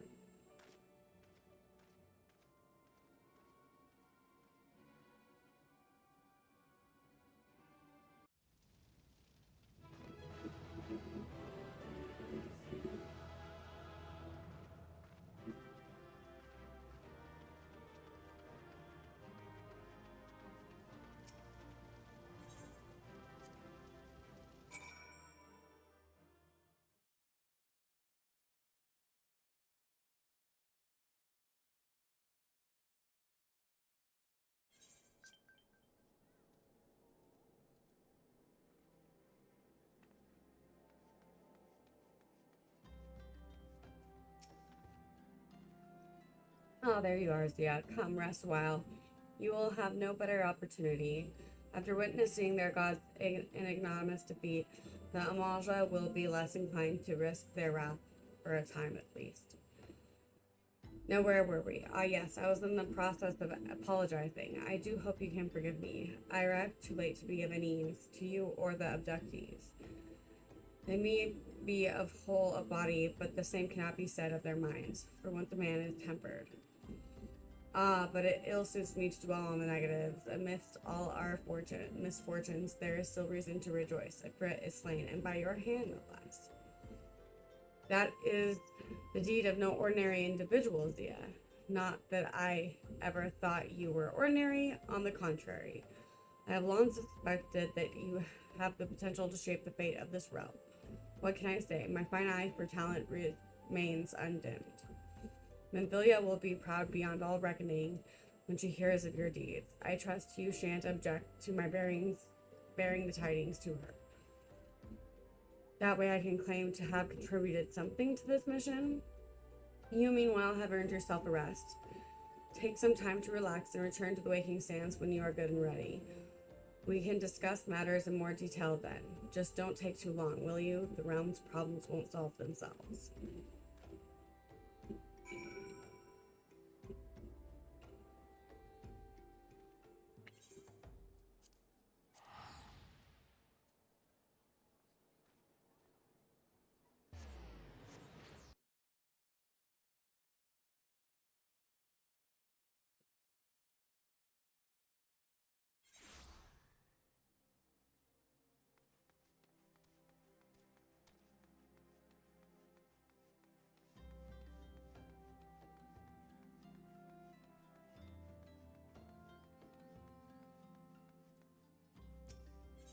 reminder.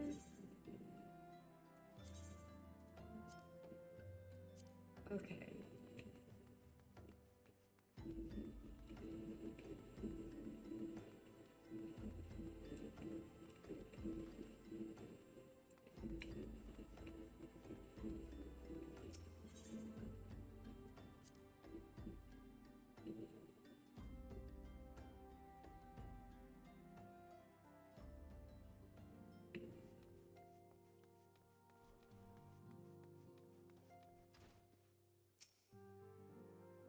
The triumphant hero returns. Dancreed told us the news upon his arrival. He is presently in the Solar giving the full report to Lady Minfilia.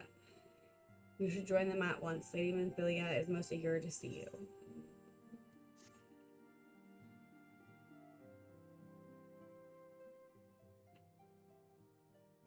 My late arrival nearly cost Sia her life. I wasn't there when the Amalja took her prisoner, and I wasn't there when they served her to Ifrit. Yes, by some miracle she survived, but that does not excuse the fact she should never have to face such dangers alone. I failed her utterly, just as I'm failing you all. What is done, Dancreed. You cannot ill blame yourself for every.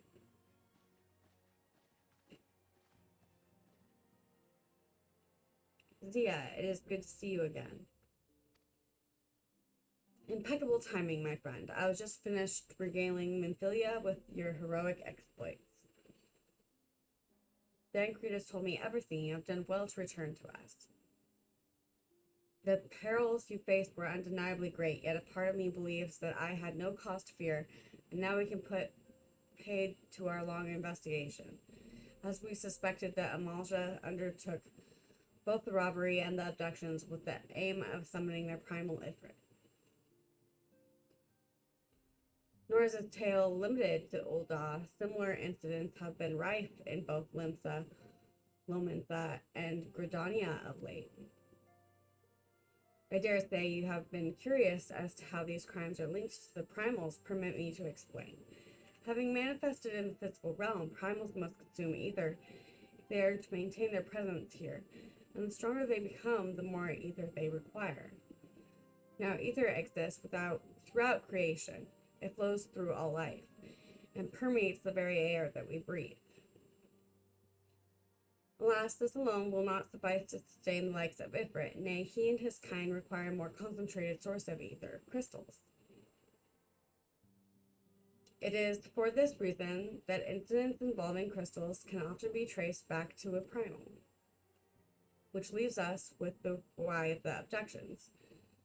To understand this, you must first understand how primals are born.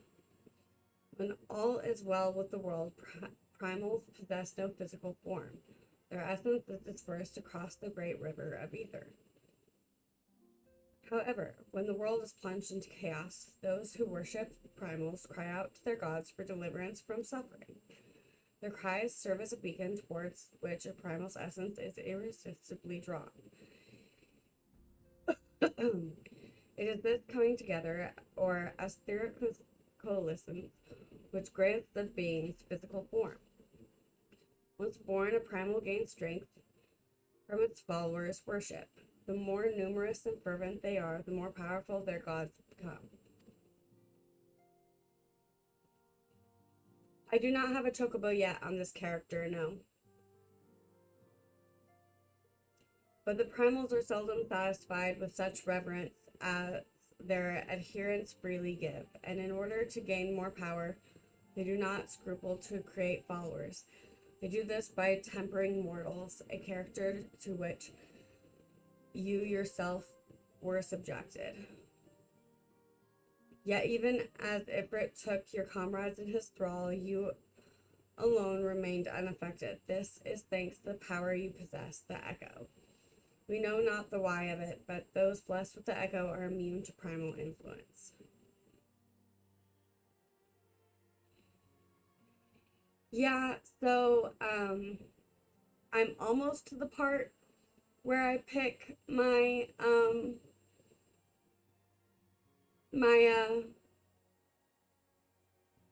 my house. And then I can get my chocobo after I complete missions to get the accommodations. Or whatever you want to call them, the tickets.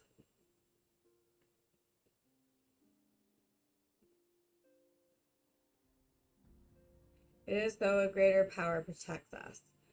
When first you came to us, I told you that the Echo would be instrumental in dealing with primal threat. I trust you now begin to see why. The recent incidents all share a common trait, a malicious planning. Such elaborate designs are a new development, and one which fills me with an unshakable sense of foreboding. While I share your concern, my presiding feeling is one of relief at your safe return. The immortal flames assured me that they will deal with the aftermath, so you need not concern yourself with that. We may rest easy for a time. I suggest you take full advantage of the respite, Thea. You may be sure it won't last long. Once the people learn the identity of the hero who felled Ifrit, I fear you will have nary moment to yourself.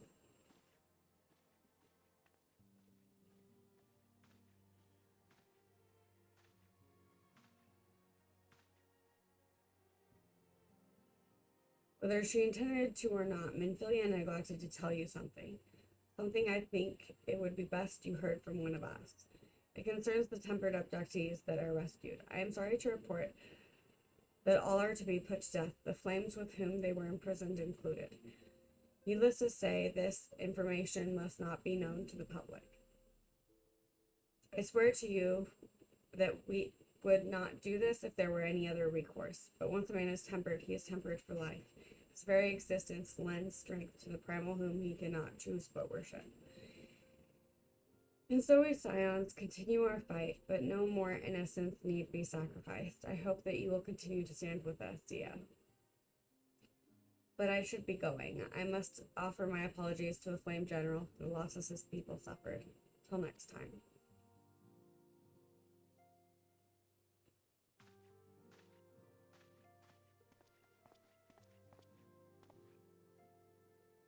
Gods forgive me. How many more lives would not have allowed this to happen? I have to do better. I have to be stronger.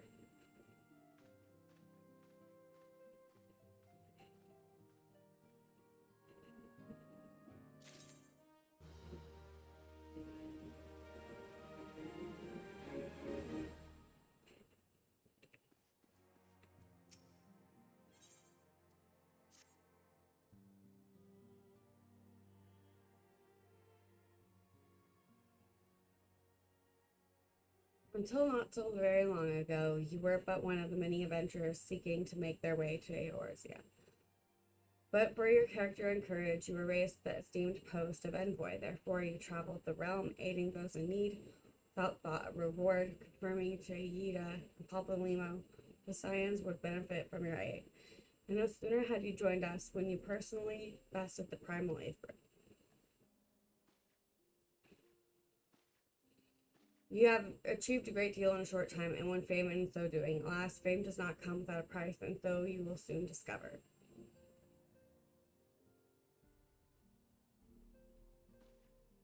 You have guests, yeah, or rather, you have guests.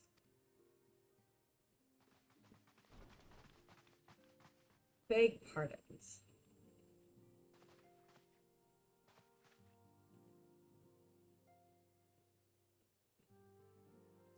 Lady Minfilia, radiant as always. I am given to understand that the Scions of the Seventh Dawn have but recently welcomed a new hero in their midst. I am here on behalf of the Maelstrom Grand Company of Lomensa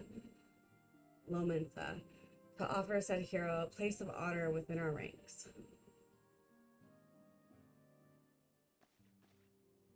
As you can see, Zia, your recent exploits have garnered you the attentions of the Grand Companies of Eorzea. Such organizations would have Ifrit's bane for its own. To this end, all three sent officers to court you. They would not ordinarily go to such lengths to enlist a new recruit. That they have is evidence of their high regard for you. Yes, exactly. So I'm right at the part of getting a chocobo.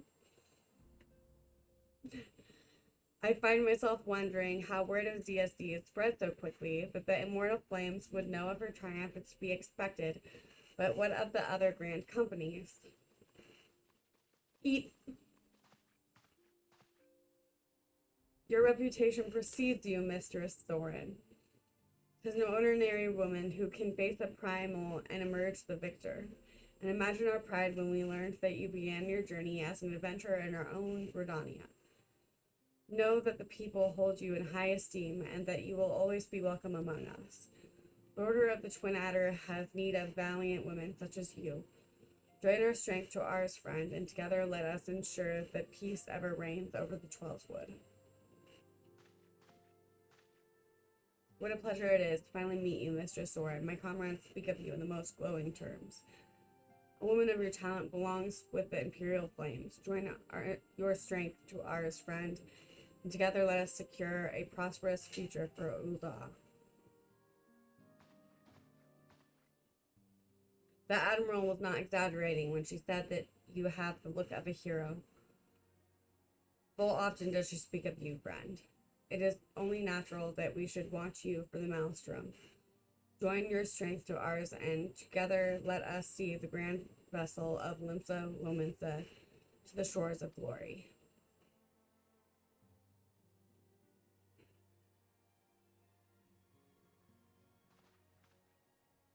Lady Menphilia.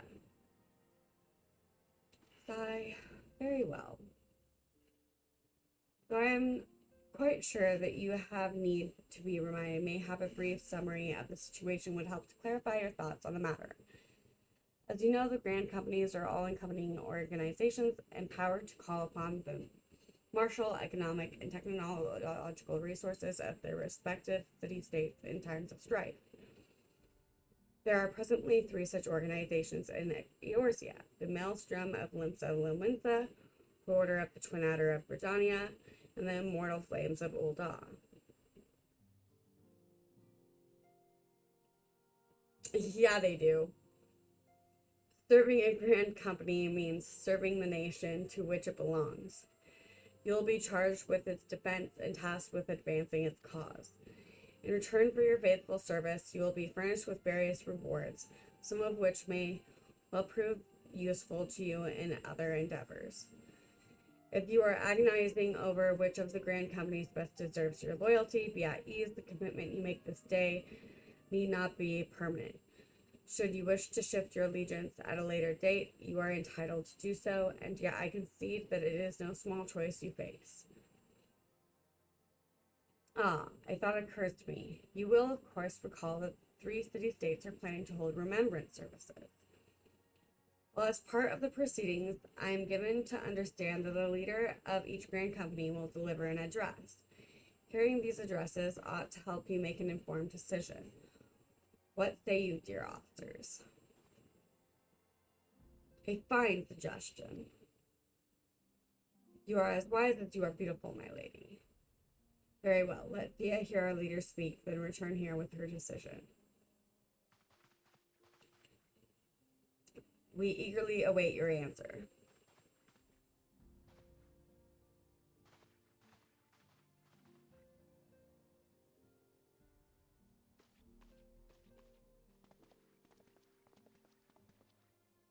I know full well that adventurers are by their nature a liberty-loving breed and not best suited to the discipline of military service, but I strongly urge you to join a grand company nonetheless.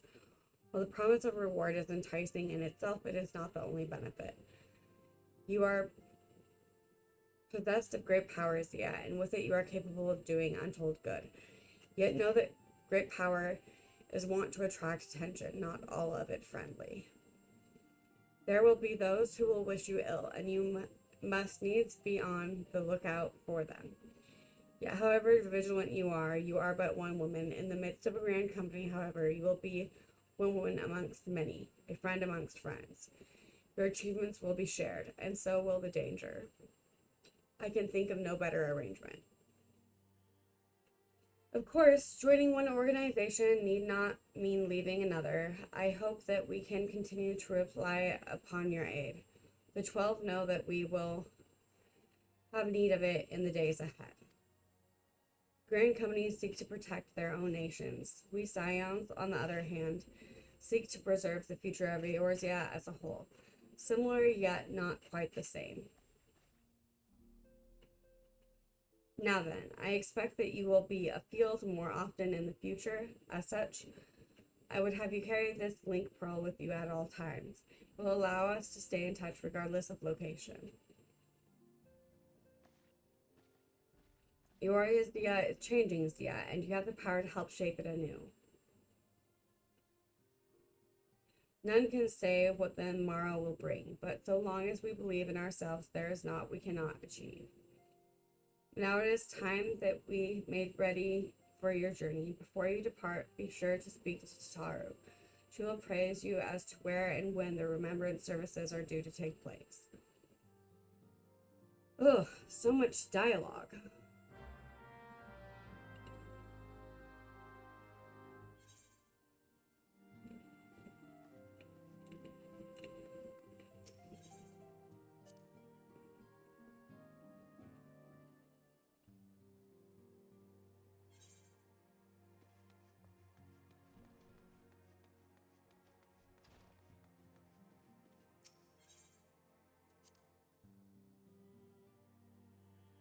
Need some drinky drink.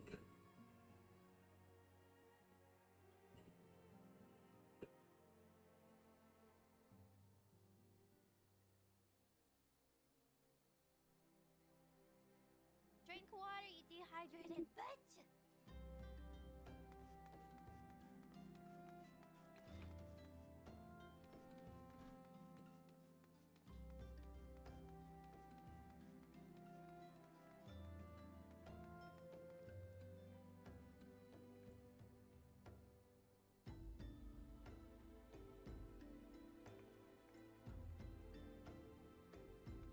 Alright, I was supposed to speak to Tataru.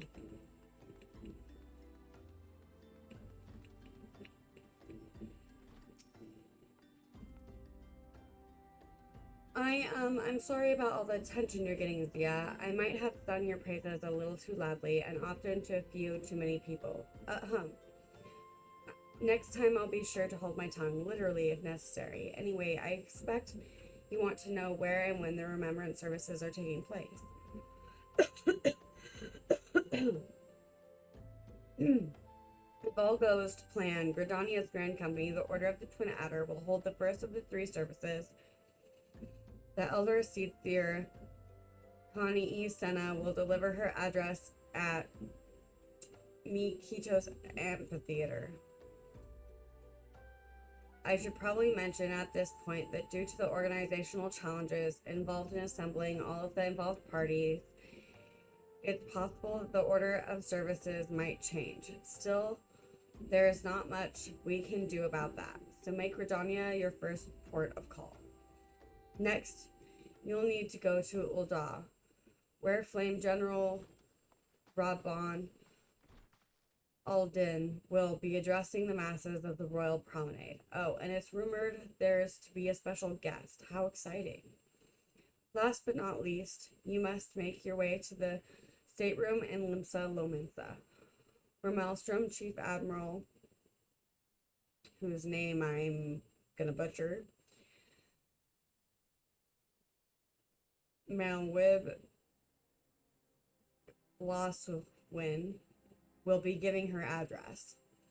The room is accessible via the Admiral's lift. Identify yourself to the sentry, Stanthiel, and he will admit you. Got all that? Well, off you go then. I hope you find the remembrance services suitably educational. I suggest visiting the city-states in my prescribed order, though with your record of impeccable timing and luck, the schedule may well change in favor of your preferred travel plans. Farewell.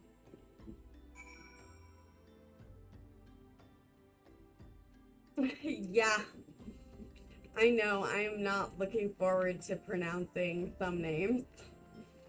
I'm like, oh man. But I will do my best.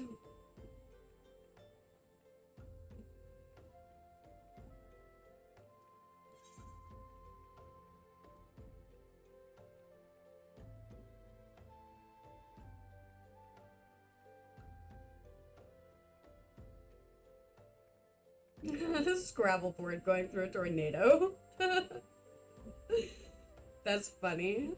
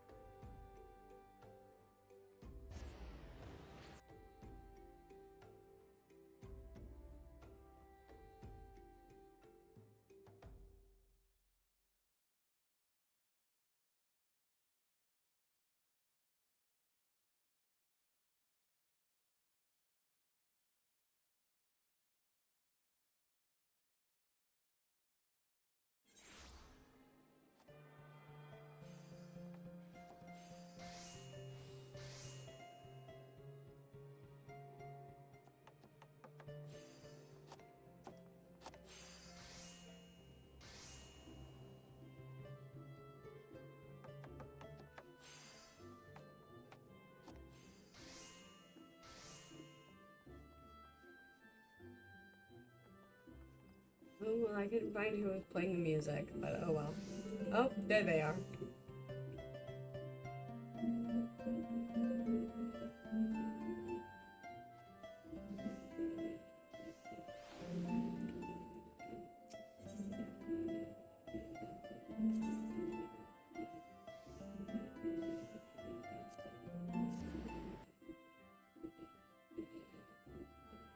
Time for me to relax my voice with cutscenes.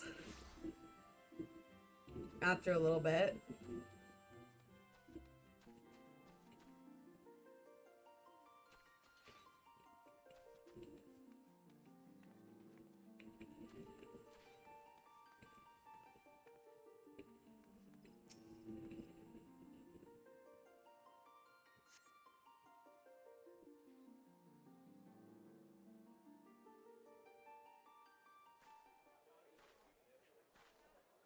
I lost my son to the calamity. The three Seedseers are all together. Some say you couldn't take a step without stumbling over a body.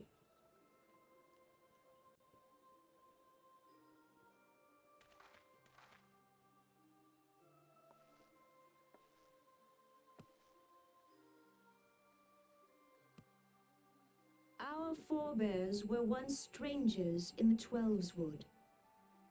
Fearful of the Green Wrath, they hid themselves in the dark recesses of the earth. Yet they dreamed of basking in the dappled sunlight of the forest. Through great effort, they proved their worth to the elementals, and were granted a place beneath the boughs. So it was that Gridania was born, some 5 centuries ago.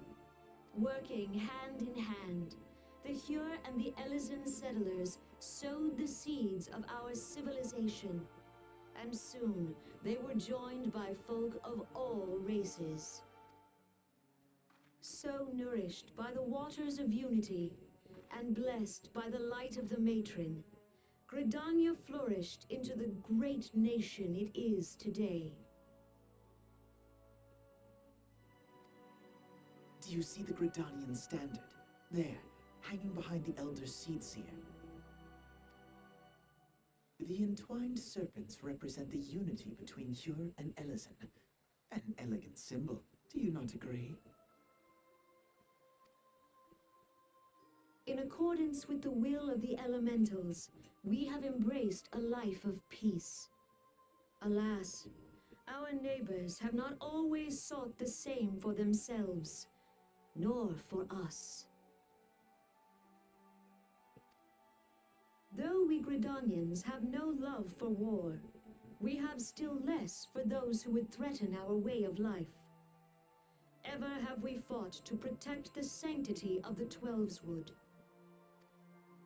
When the Garlean Empire brought its war of conquest to Eorzea, We rallied under the noble standard of the Twin Adder that we might push back the encroaching darkness.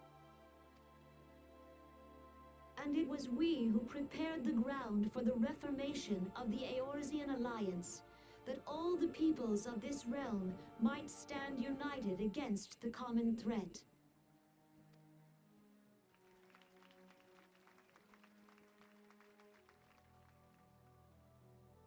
"5 years ago, the Alliance met the armies of the Empire upon the fields of Cartano. It would prove the bloodiest battle in recent memory. Countless Gridanian lives were lost. As Supreme Commander of the Order of the Twin Adder, ever shall I bear the weight of our people's sacrifice. Alas, their loss was not the only tragedy to befall us that day, for soon came the calamity.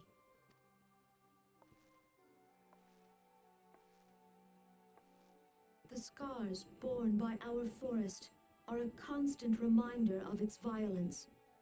Our lives have been irrevocably changed, each waking hour a struggle to survive. Driven to desperation, some among us have strayed from the path of righteousness, resorting to banditry, poaching, and other unconscionable deeds.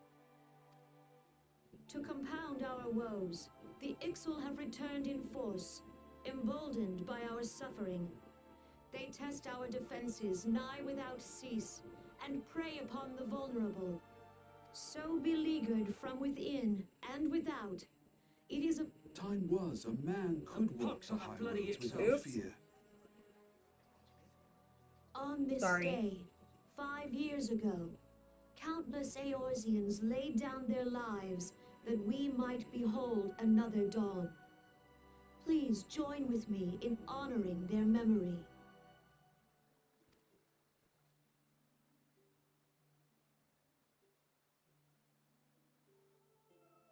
And how do you propose to honor the memory of those you cannot remember, pray tell?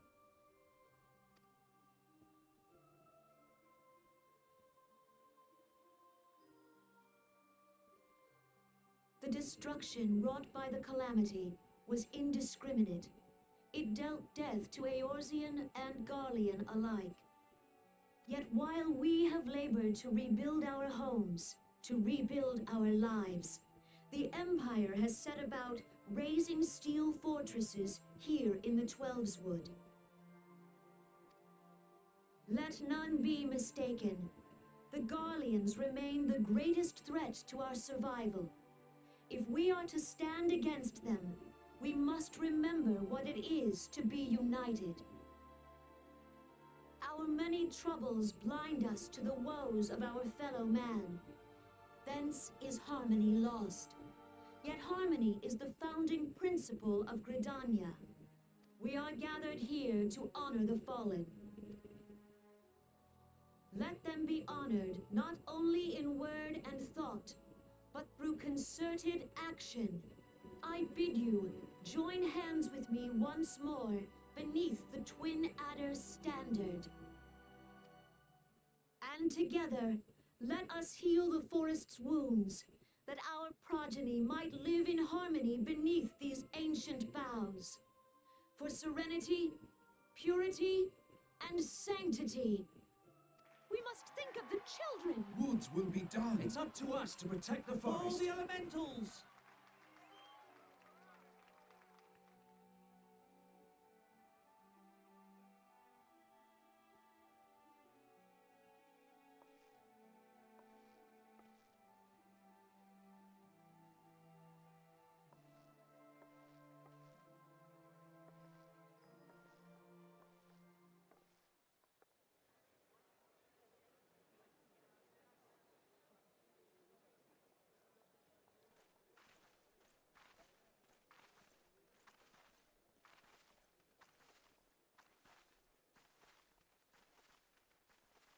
If you'll permit me, Alfino. And my sister, Alize, at your service. I saw at a glance that you were a fellow traveler. You might call us students of history, sampling the realm's remembrances in pursuit of enlightenment.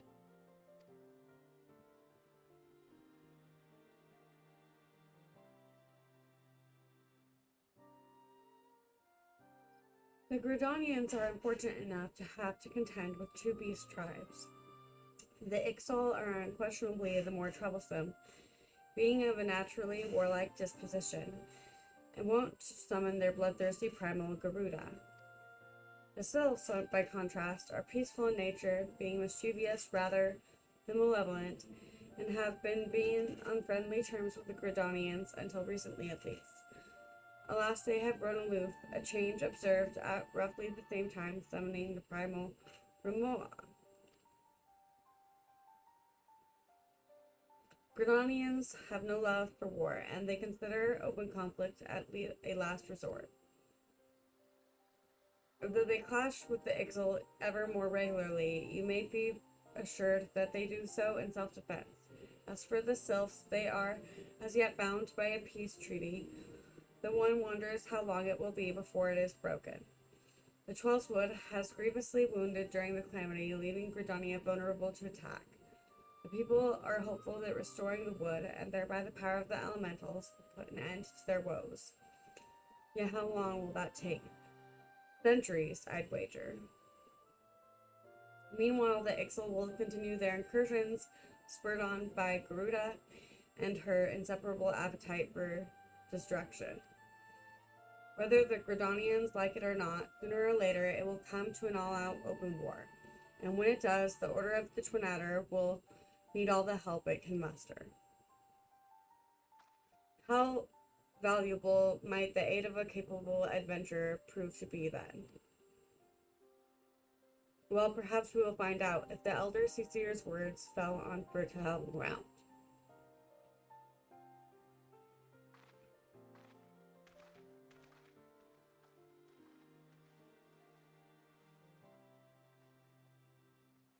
This is actually the one that I want to join, so seeing as I'm a conjurer and I like their clothes for the robes.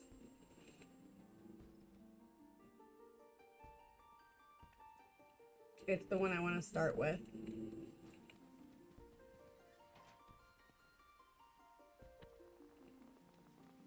Okay.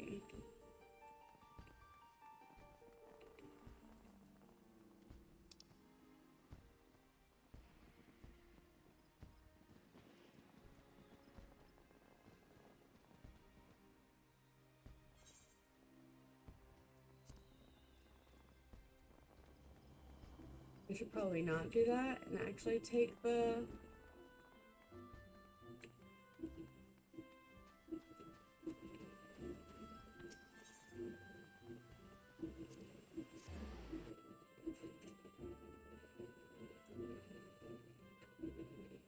airship.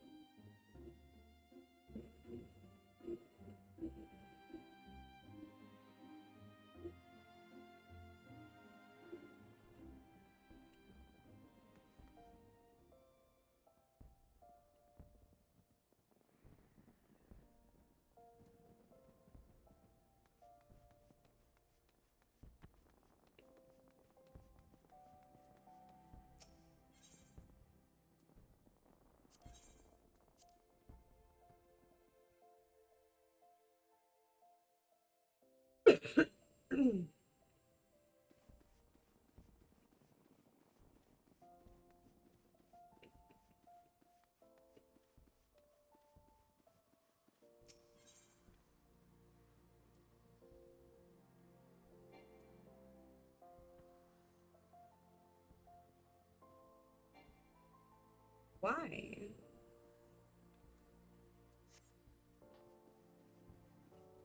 Am I already there? Am I just special?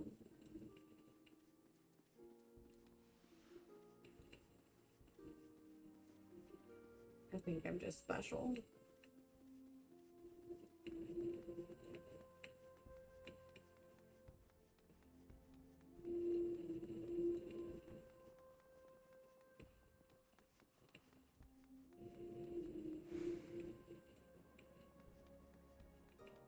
I don't know where to go.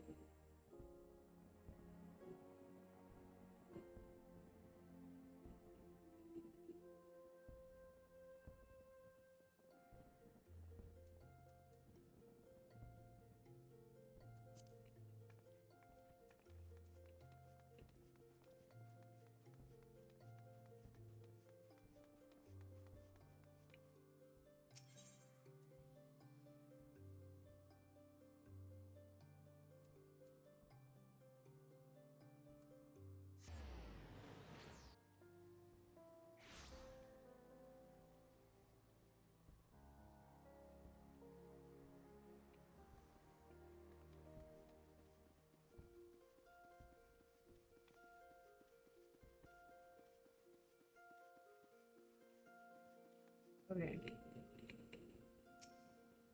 I'm just special. It's fine. I found it.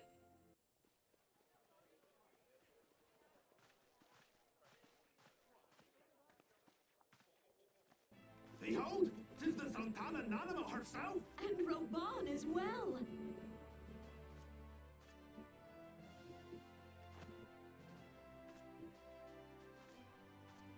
Hark you, souls of flame, drawn to the bosom of the desert, where the fire burns brightest and shall rage forevermore. Hurrah! Reborn! Where since antiquity, under the sage and judicious rule of the Ur dynasty, we have wrought sand into gold. How does Ulda pain? If you don't mind me asking. Or is that giving something away?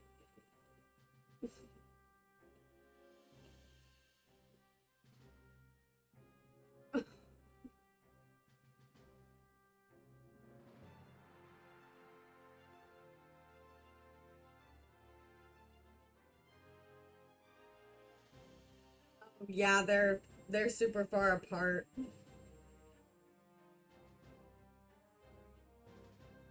Where by the grace and glory of Nalthal have our brave sons and daughters flourished and prospered. I speak of Ulda!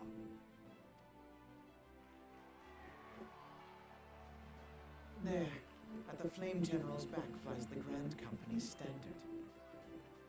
Note the sigil. The golden scales of order balance the jewel of prosperity with the flame of might. Great and many are the gifts our nation has given the realm. In Eorzea's darkest hour, on the killing fields of Cartano, none spent more in blood and gold than we. Thus was the 7th Imperial Legion laid low. So that's how it happened. How soon history forgets. Yet many left our gates, never to return. Let us pray for our absent brothers and sisters, that they might know happiness in the great beyond, as Thal's honored guests. If the fates were fair, the price we paid that day would have bought us victory. Alas, they are not. And now, but 5 years into this 7th Umbral era, the spirit of sacrifice which granted us our strength is all but dead. Look around you. What do you see? A people divided, downtrodden and enthralled. Where are the merciful alms of the rich? Where is the just steel of the righteous? I ask you, is this the great nation our brothers and sisters gave their lives to save? You who call this living, dishonor the name of the immortal flames. It is but a slow death. Our enemies surround us. The savage hordes of the Amalja wait beside our roads, strangling the lifelines of trade.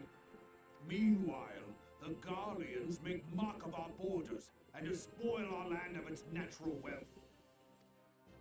We stand on a precipice, yet we do not act. Whether trader or soldier, monetarist or royalist, all must recognize that a divided Uldar stands to fall. Victory and fortune walk hand in hand. Ye who seek glory and wealth, look not to what little you can snatch from your neighbor, but to the boundless wealth of the world beyond. Now is the time to unite. Now is the time to ride forth. In the name of the Sultana, I beseech you. Line not your own coffers, but those of the immortal flames.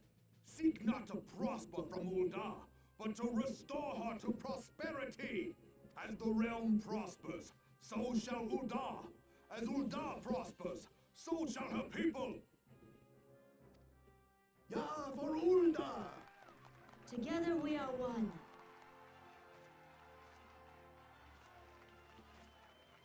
Your Grace. Reborn?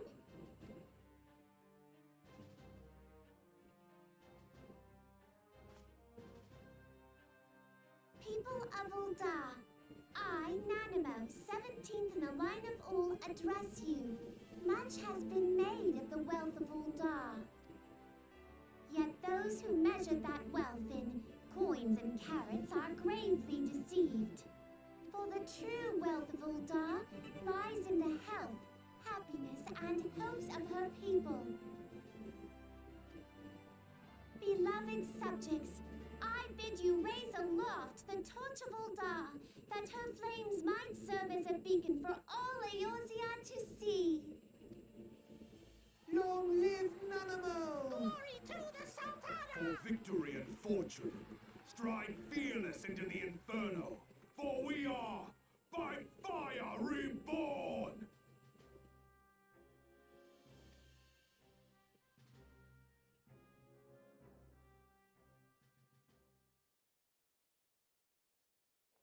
Forsooth! The time is now! I fancy meeting you again.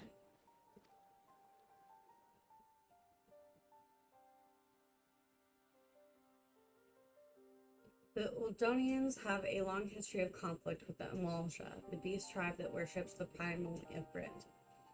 Judging by your look of distaste, I take it that you have encountered them. The Uldonians do not shy from confrontation. If thought threatens their precious prosperity, they will seek to crush it. So have they dealt with Ifrit thus far, smothering his flames each time he is stoked to life. Yet he is but one of the several problems. Though they have been quiet these past 5 years, the Garleans have not gone away. Meanwhile, refugees continue to arrive in droves, and Ul'dah has no clear policy on how to deal with them. After all, not even the Sultanate's coffers are bottomless, and even assuming they had the coin, resources will ever be finite. Which brings me back to the subject of Ifrit.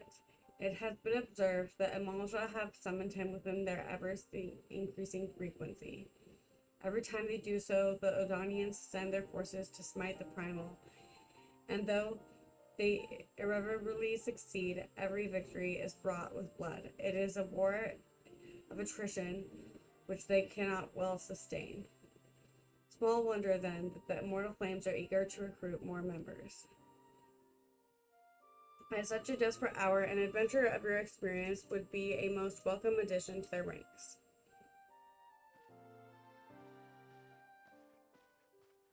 They don't know that I've already defeated Ifrit.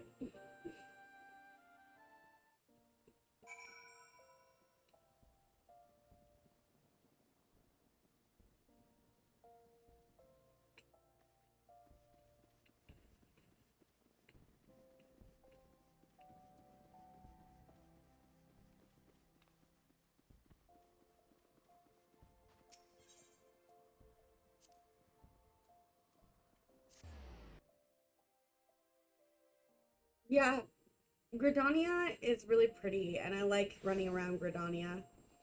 It is pretty easy to get around.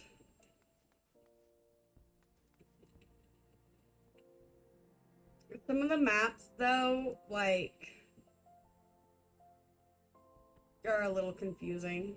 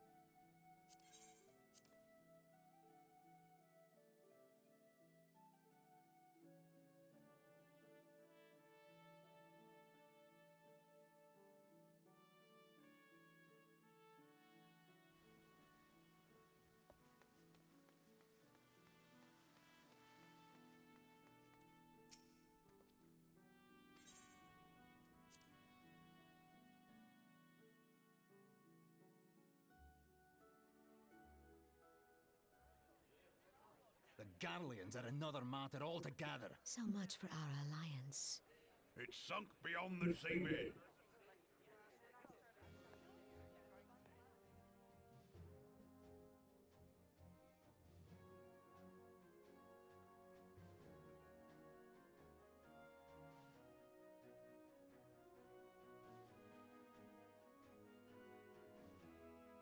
Brothers and sisters of the sea, hearken unto me. Look upon this, our mighty crimson standard, and tell me your hearts do not swell with pride.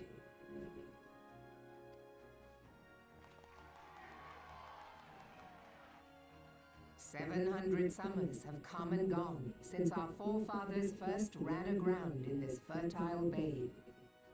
In that time, guided by the Mother of Oceans, Limsa Lominsa has grown from humble fishing village to uncontested ruler of the 5 seas and beyond.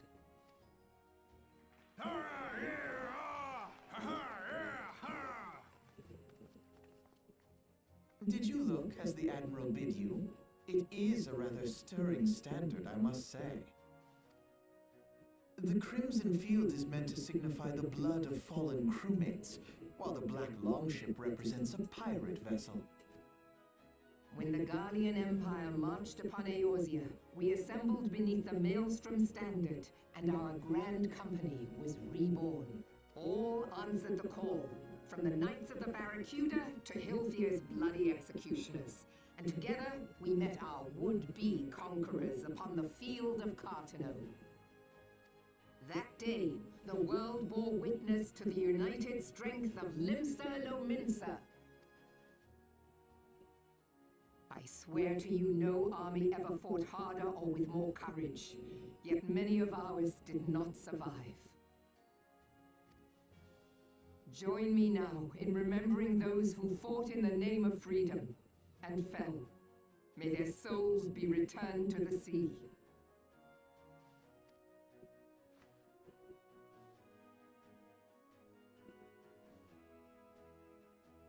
Freedom.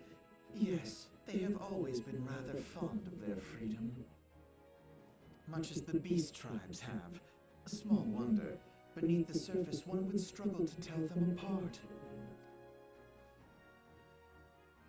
It has been 5 long years since the calamity struck. 5 long years of tireless rebuilding. Yet still the wounds of the calamity. But when I stand atop the mizzenmast and gaze out upon our battered and broken vessel, I see an undying spirit. Did we not build all this from the wreck of the Galadian all those centuries ago? Shall we not do so again? Yet there are those who would see this ship of ours sink beneath the waves of the restless Rotano. The Sahagin creep ashore seeking blood for their accursed god. Those fishbuck The Sahagin have risen? While the mines of Ongomero spew forth kobolds who push ever south, despoiling our lands as they go. These savage beast tribes will be the first waves to crash against our creaking hull. And behind them swells the grim tide of the Garlean Empire. Even now the curs fly their flags within our borders. Doubt not, but that they will be upon us ere long. We are well nigh surrounded. Yet there are those among us who would rather turn their swords against their crewmates than our cannons against our foes. How can we hope to repel our many enemies when mutiny breeds below deck? There is but one course left to us.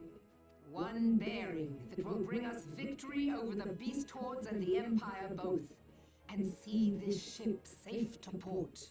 We must mend the rift the calamity has reopened twixt pirate and maelstrom, and stand fast with our adventurer brothers against the coming tempest. Mark ye well, a crew without unity is no crew at all. 'Tis but a mass of drowned men. To me, then, brothers and sisters of the sea, gather beneath the undying crimson standard, and pledge me your strength, your skill, your wisdom. And with the guidance of the navigator, this great vessel of ours shall ride the waves, till sea swallows all. Long live the Admiral! Melvin! Gather the lads! Oh, where's me cutlass? I'll follow ye to the 7 hells, Admiral!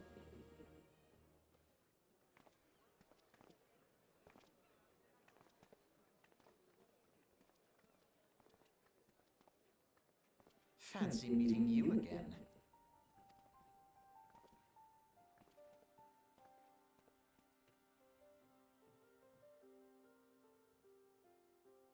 As the Admiral mentioned in her address, Lympha Lominsa is plagued by 2 beast tribes. The first are the fish-like Sahagin, worshippers of the primal Leviathan.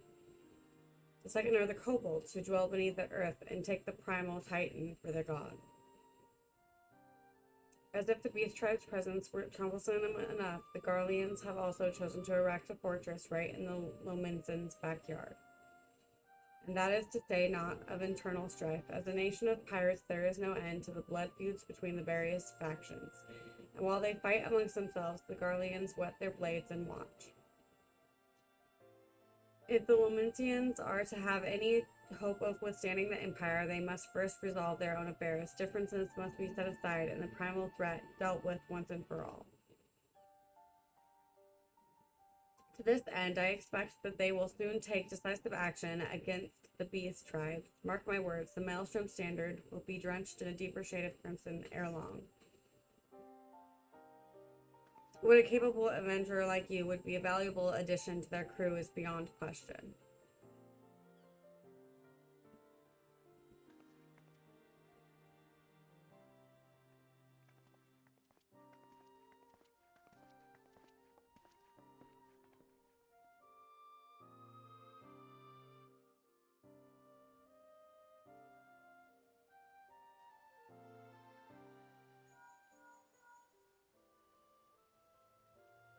Thea, this is Manphila.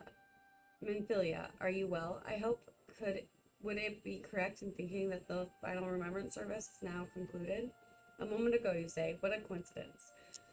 Jesting aside, I trust you remember our guests from the Grand Companies. Well, delighted though we are to have them here at the Waking Sands, it would not do to keep them in suspense any longer than necessary. In short, hurry back.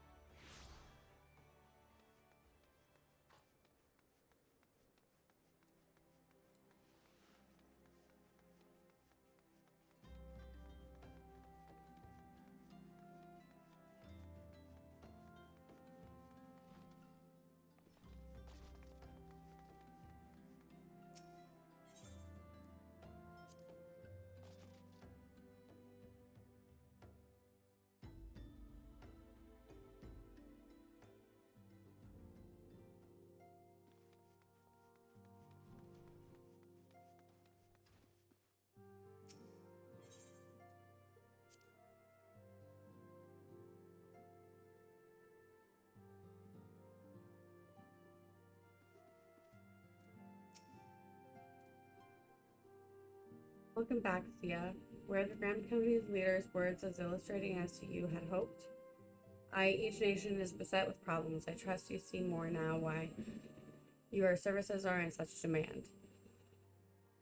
Would that there are more of you, Zia, but you must be tired from your journey. Why don't you rest a while and take a moment to reflect on your decision? Once your mind is made up, pray give the Grand Company officers your answer.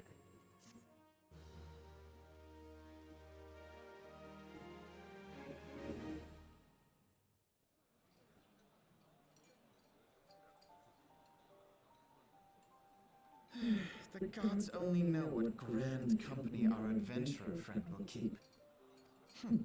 The wheels of change are in motion regardless. Brother, are you certain this course is best? Whatever do you mean, dear sister? The so-called remembrance ceremonies were little more than standard waving rallies. As though the calamity and Seventh Umbral Era warranted scarcely a mention. Well, of course they were standard waving rallies. Since you are so observant, mayhap you noticed what mention was made of the Warriors of Light? None. I suppose they must have forgotten the heroes who spared Eorzea a fate worse than the Calamity? No, dear Alisaie, they haven't forgotten these details. They have elected to omit them. Deep are the wounds the Calamity inflicted upon Eorzea. So deep, in fact, that the realm still bleeds. Needless to say, the beast tribes and their primals do little to alleviate the pain. So, the task of salving Eorzea's wounds falls to the scions of the Seventh Dawn, with a little help from our friends, the Grand Companies. Remembrance will yield no remedy. If our world is to heal, we must put the horrors of the Calamity behind us. Our grandfather would never entrust the fate of the realm to despots who rewrite history to their convenience.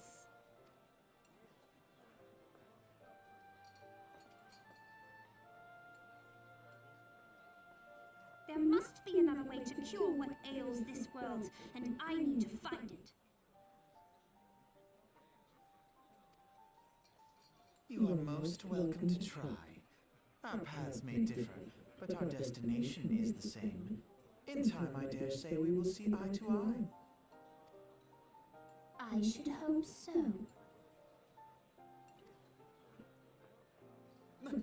My lady! We are to escort you. Hope does not come into it. We share the burden of this fate, dear sister. and will prevail together or not at all. The salve will serve not only to close up our present wounds, but prevent old ones from opening anew. You're okay, Ribby.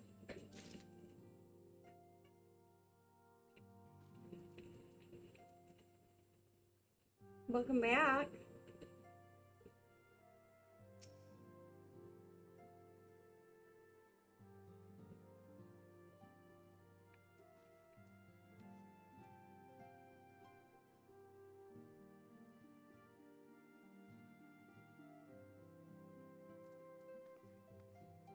We're gonna start with the same grand company.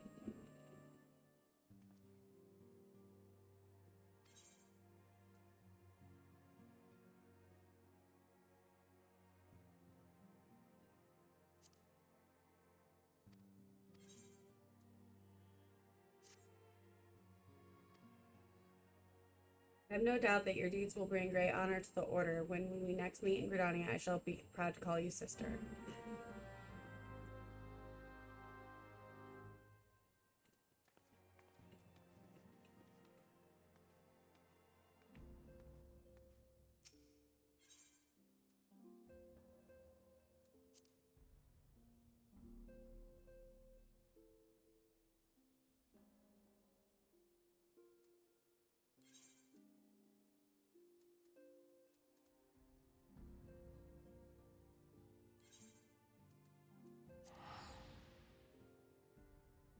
Especially since New Gridania is where I started. On this character.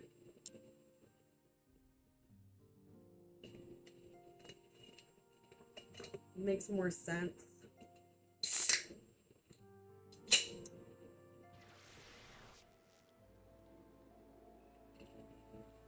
But I also like the healer clothing that they have for this grand company.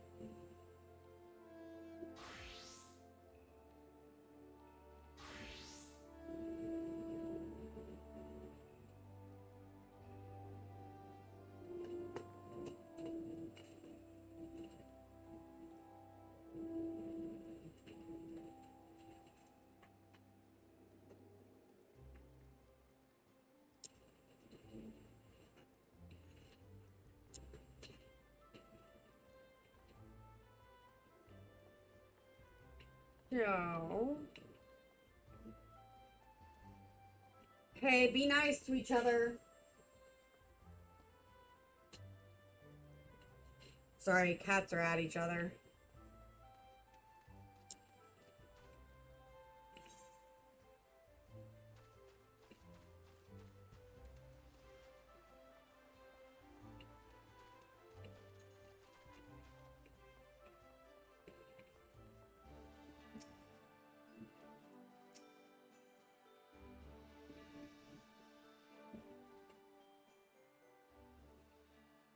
You are come to the Adder's Nest, headquarters of the Order of the Twin Adder. Ever do we welcome they who would toil in the elemental's name for the good of our forest nation.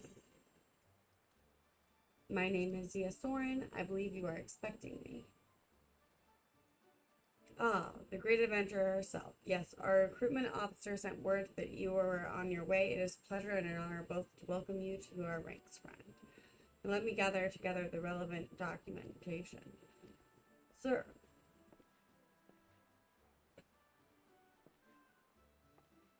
What is it? Report. An urgent message from Emerisac Spire, sir. A high-wind skyways airship has taken fire from Imperial forces in the skies over the East Shroud. The vessel's engines were crippled, sir, and it was forced to make an emergency landing southeast of the Nine Ives. Nine Ives? Gods, this could not have come at a worse time. All but a handful of our forces are presently afield dealing with the Ixal. Zia, I know full well that you have yet to be formally inducted into our ranks, but we have urgent need of your aid. In all likelihood, this airship was bearing civilians, and if the reports are accurate, it will have come down dangerously close to Garlean-occupied territory. Please make all haste to the area southeast of Nine Ives, locate the airship and ascertain the status of the passengers.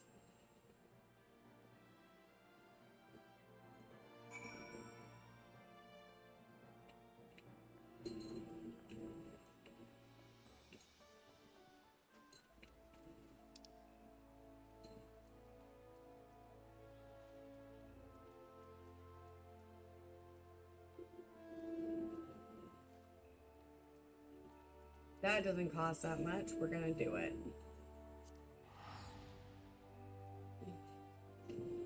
We're gonna do it. And then we're gonna run our happy butts over there.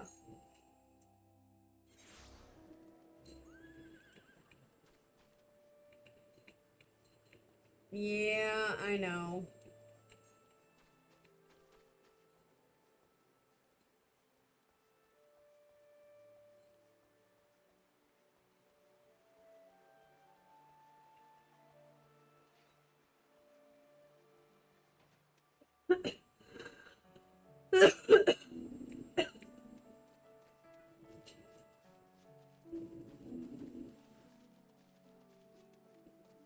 Oh my god.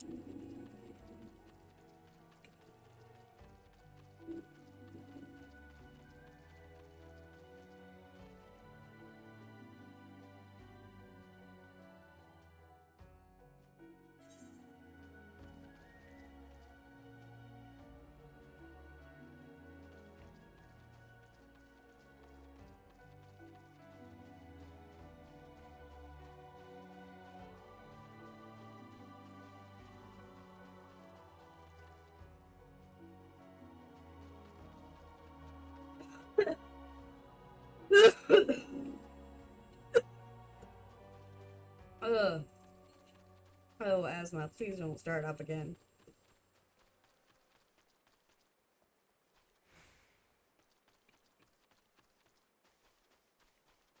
Ugh.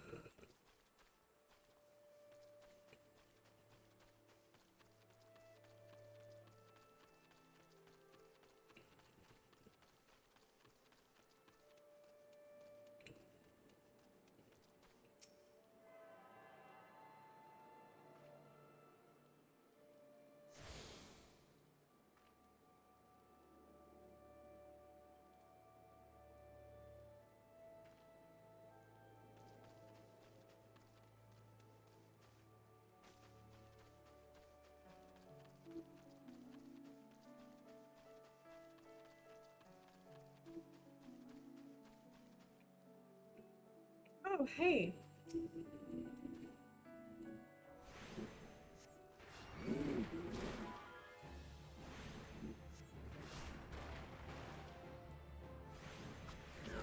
Do some of our hunting log while we're out here.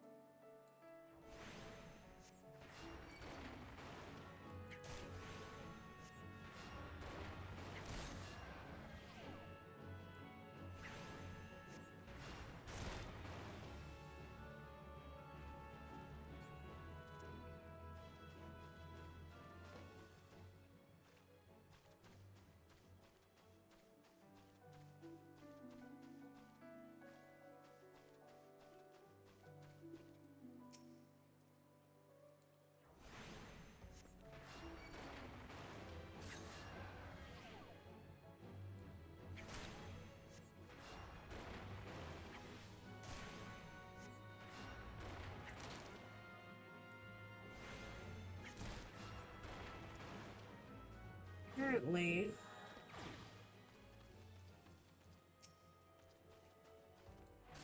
I just forgot.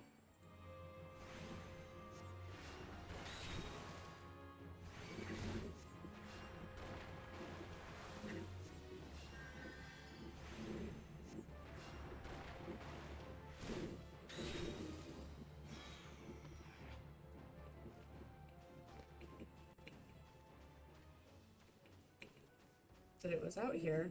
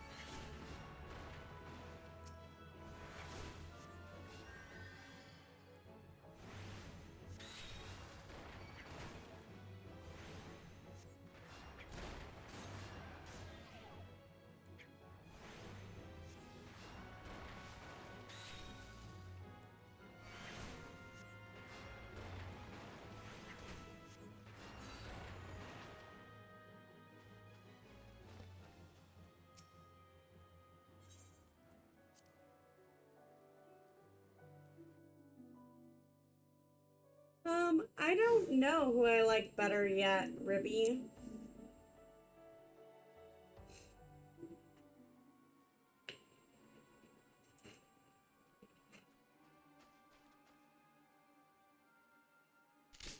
I think it's gonna take me leveling them a bit more to figure it out. Unlocking a little bit more spells.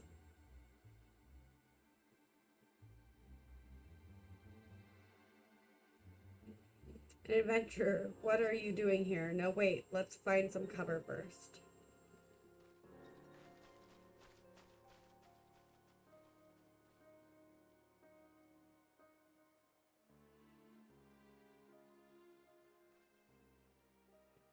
So far, Conjure is the type of heal that I'm used to. I wouldn't say I like it better, but I'm just more used to it. So, like, that's the style I'm more used to.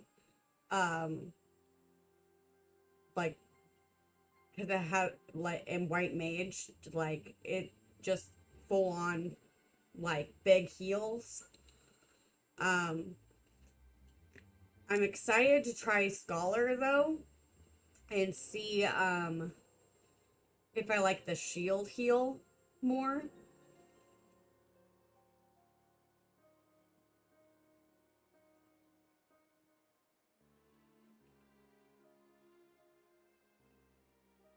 The Adder's Nest sent you. How do I know that you're not an Imperial spy? You don't even have a uniform.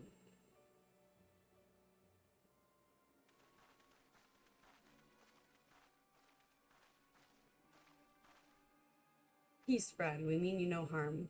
You are an engineer of Garland Ironworks, are you not? We were alerted of your plight and have come to rescue you. And you are the historian, I presume. I was told to expect an honorary servant. My thanks for your aid, friend.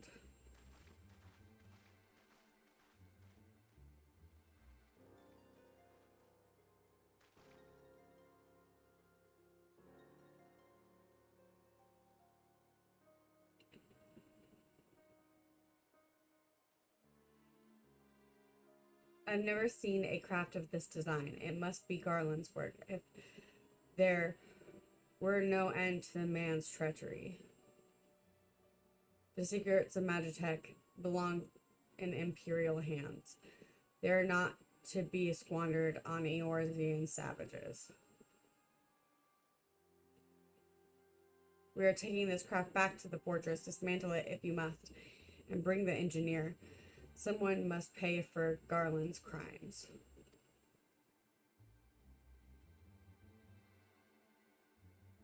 Imperial scouts from Castrum Oriens. We mean to requisition the ship. Wedge, you have to help him. That fool of a Lalafell was hiding inside the tiny Bronco. The tiny Bronco? Isn't that the Ironworks' latest creation? It's the first airship we've built since the Calamity, the first since Master Garland, well, since he went missing. After years of work, she was finally ready for her first test flight, and she was soaring, she really was, till those bastards blasted her out of the sky. Attend me all, the Ironworks' latest creation must not fall into Garlean hands. We shall strike them swift and sure and rescue Engineer Wedge. Zia, I trust we can rely on your support. May the matron watch over us with me.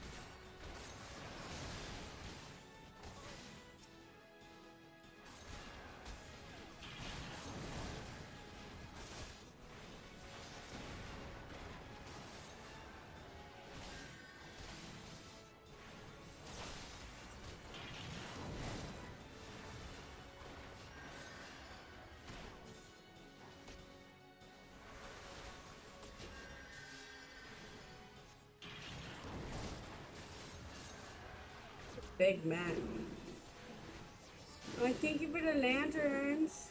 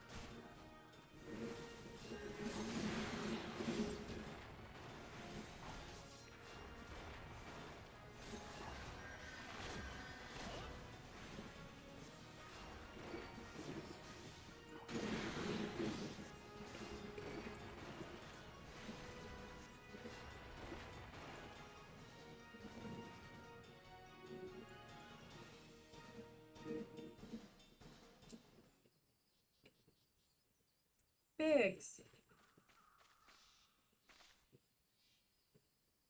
Wedge, you shouldn't have stayed with the ship. That was a close one. Too damn close, so how'd she look anyway?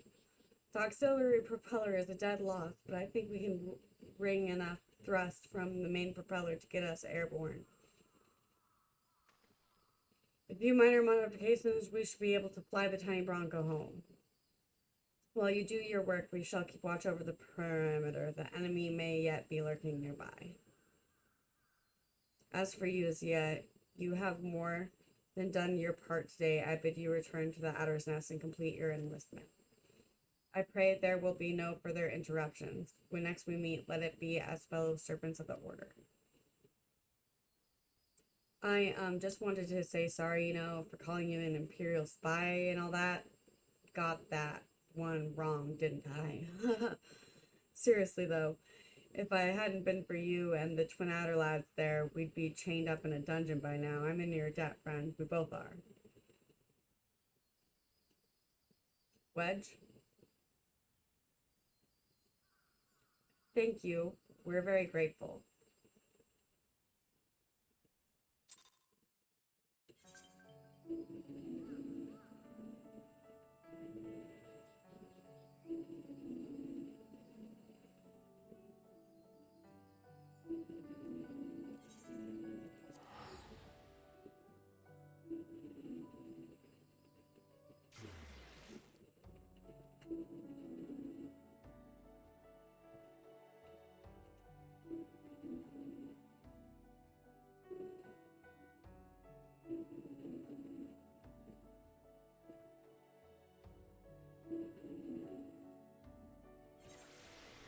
Sorry, stretching.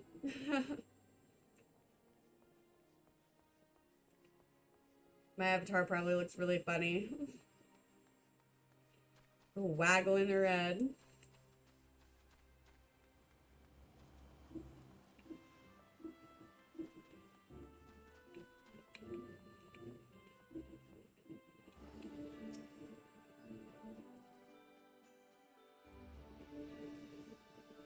It does my spirit well to see you return.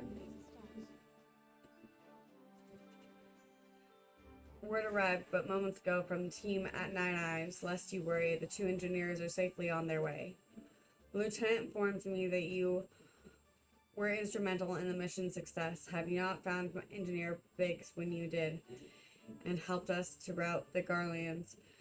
Things might have turned out very different. And all this before you were even inducted into the Order. You are well on your way to carving out a fine career for yourself beneath the Twin Adder standard. But without further ado, let us see you on your induction. 12 willing, there won't be any further interruptions.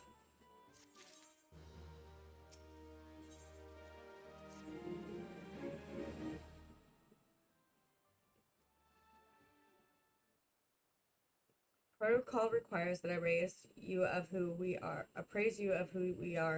and what we do, after which I will invite you to swear an oath of your own free will.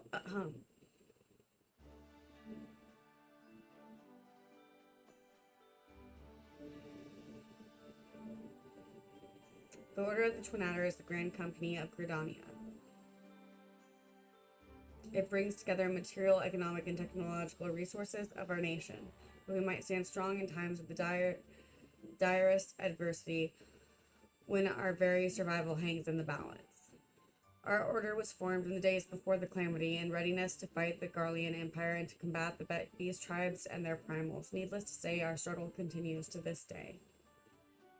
Elder Seatsier Connie Senna is the supreme commander of our forces. Under her wise leadership, we protect the people of Gridania and the sanctity of the Twelveswood. As the entwined serpents that grace our standard, let forest-born strive as one with friends from afar to ensure that peace shall ever reign in Gridania. In so doing, we honor the will of the elementals, and theirs is the will of the wood. Now then, Zia Soren, I ask that you give unto us your oath of allegiance in whatever fashion you see fit.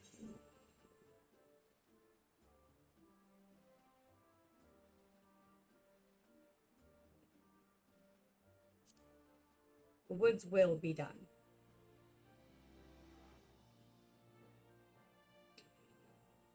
So you know the words of our grand company. That is well. Bound by this common belief, let us strive to preserve all that is good in this great nation.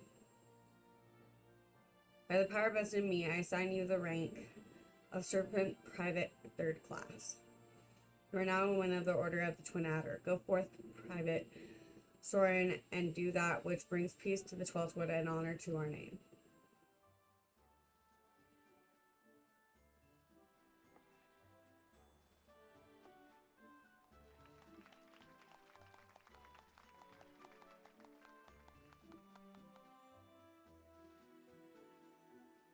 I want my chocobo, damn it! Can you hear me, Zia? This is Minfilia, an officer of the Order of the Twin Adder contacted me with news of your enlistment. My congratulations, Private Soren. I have no doubt that you are eager to make the acquaintance of your new comrades, but I would ask that you pay a visit to your old ones first. Remember, though you are now a serpent of Gridania, you are no less Scion.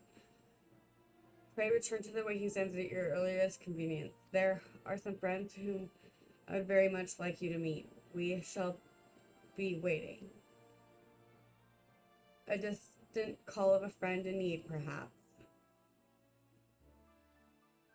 As you are needed elsewhere, I shall not keep you any longer. I would, however, suggest speaking with High Serpent Commander Borsail Pulix before you depart. He may provide you with assistance on the journey ahead.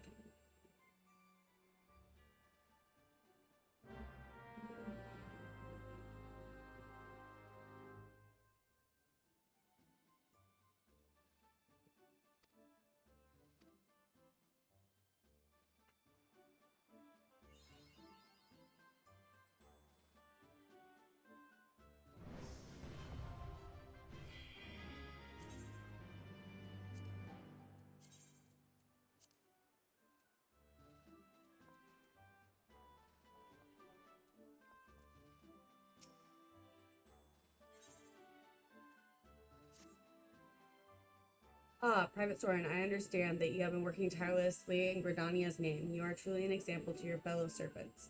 But tell me, have you ever felt as though you couldn't get to your destination quickly enough? That perhaps you could do so with a swifter pair of legs? If so, you might consider getting a personal chocobo. You have yet to be issued your own bird, am I correct? Given your considerable talents, you should be able to obtain one in no time at all. Let me tell you how to go about it. First, you must obtain a serpent chocobo issuance by exchanging company seals with the quartermaster. Once you have this deed, present it to our man Singar, and he will furnish you with a suitable bird.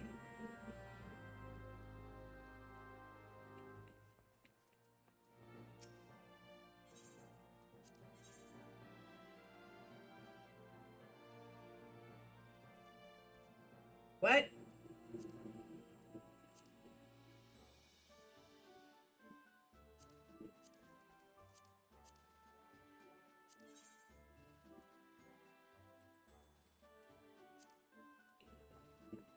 That must be a glitch.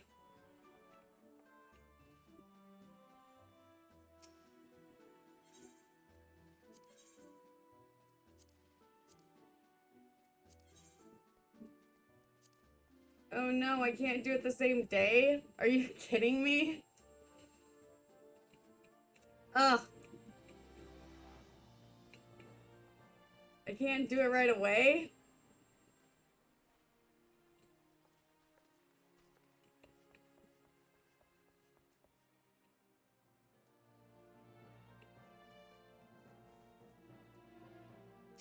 This is the missions that I get.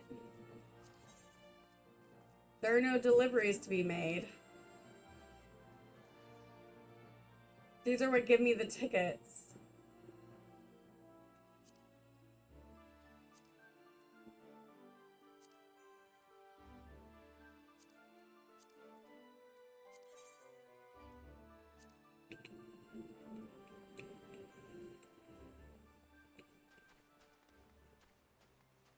Damn.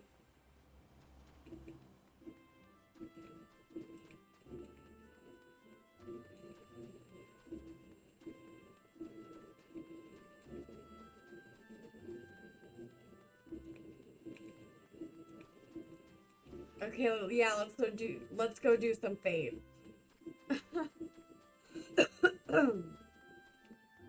Damn.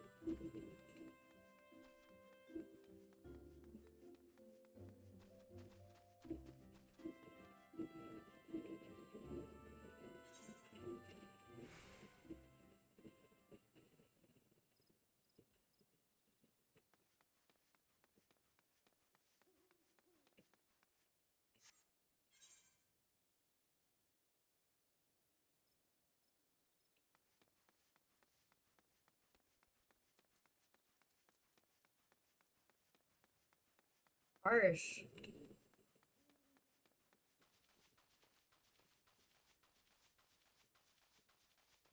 That's level 34, so can't do that.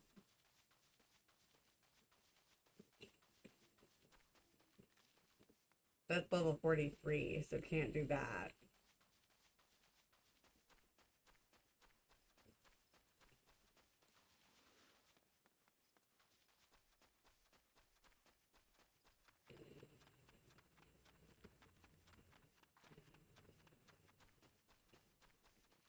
We'll go this way.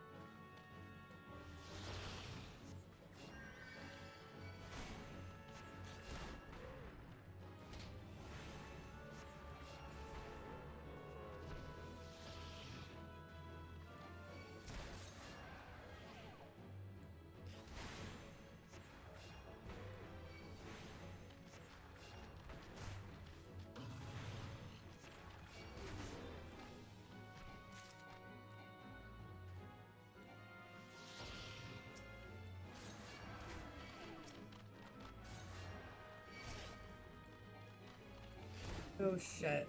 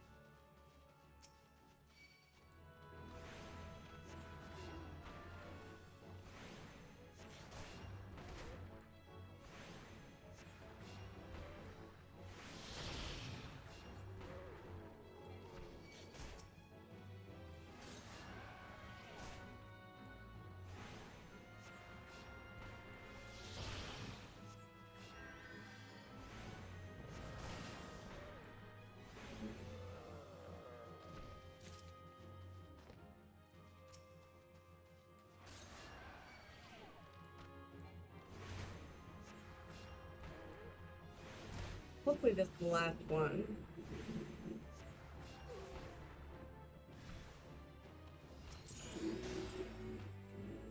$46.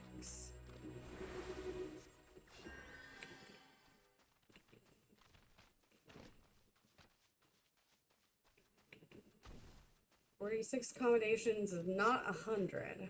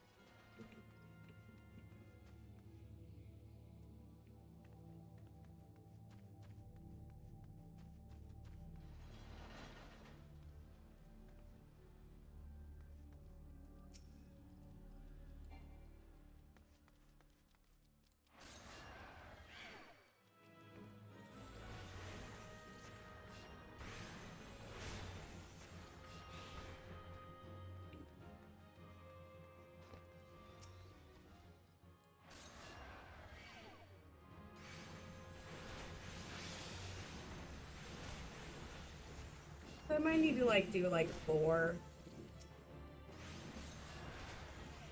or 5 low level, but that's okay.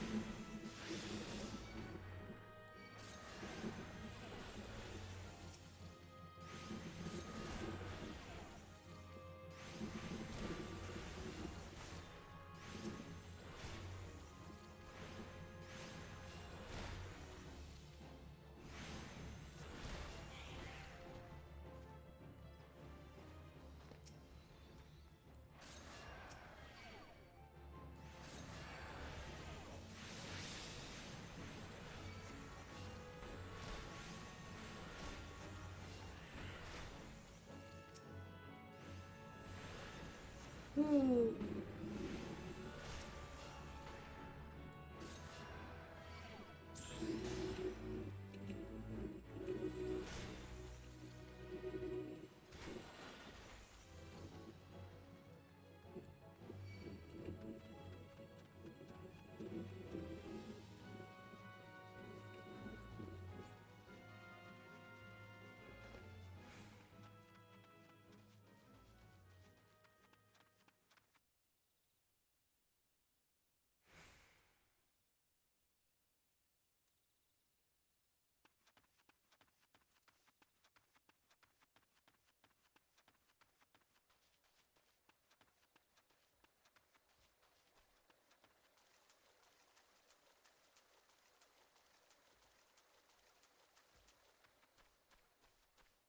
I won't make it to that one in time. I can do that one.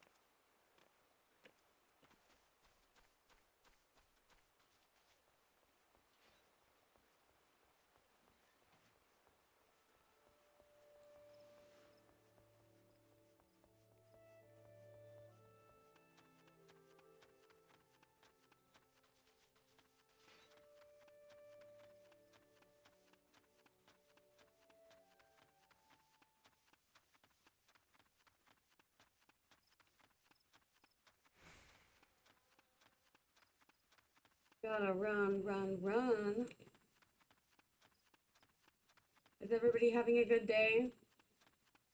Are you enjoying the stream?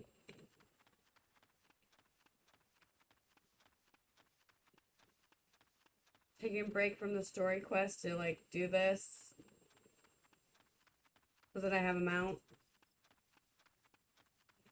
It's kind of nice. Gives my voice a chance to rest.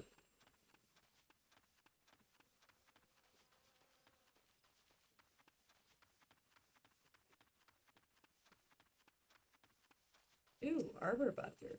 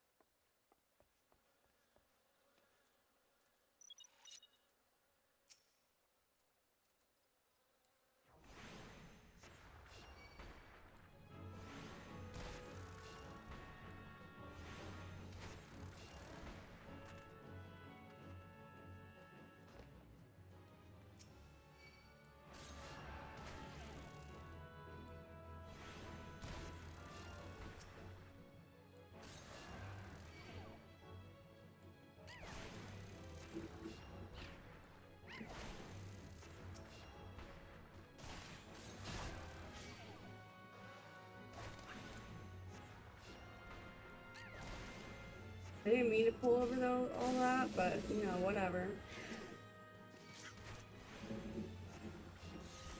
That works.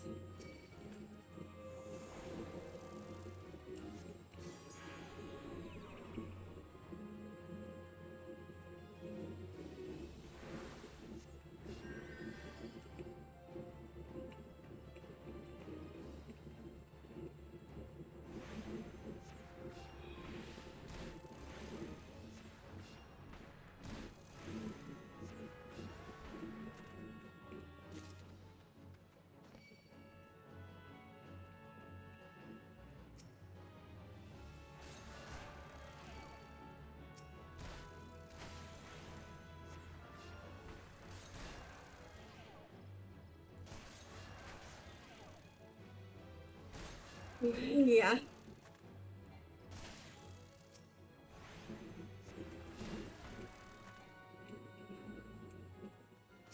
That's good. I'm glad you're enjoying it, Perk.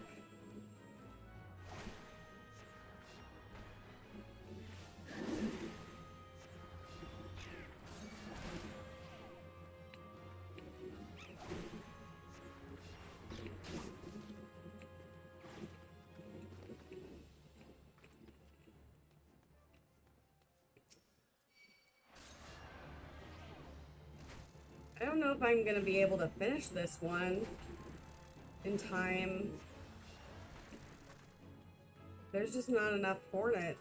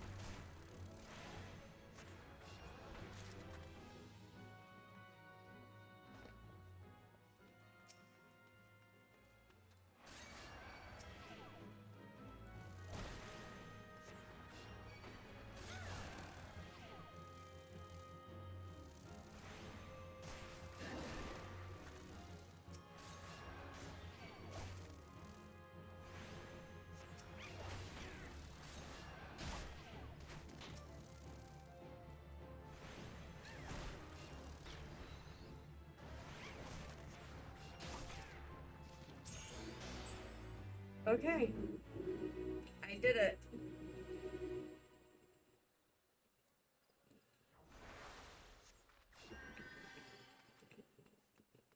Need to...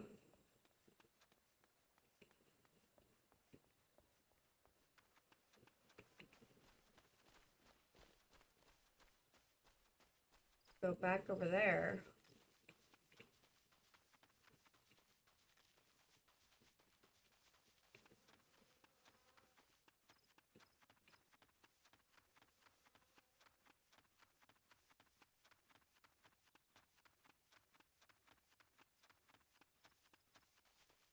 To apparently one called Lady Killer.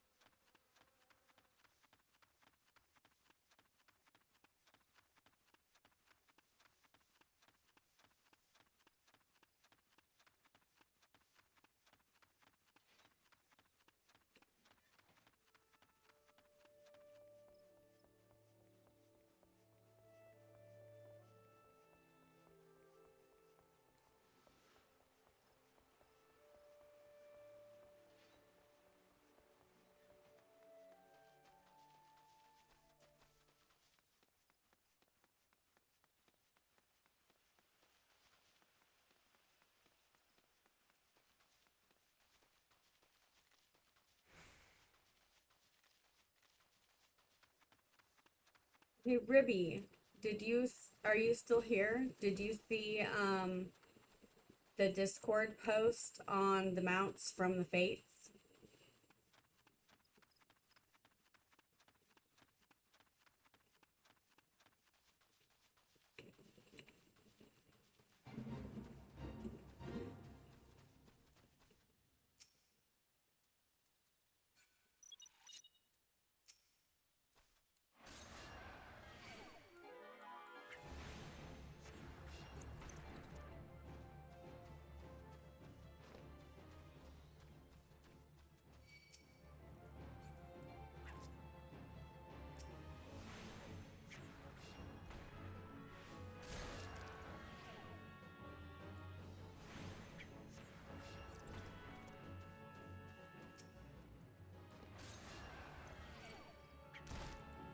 Yeah.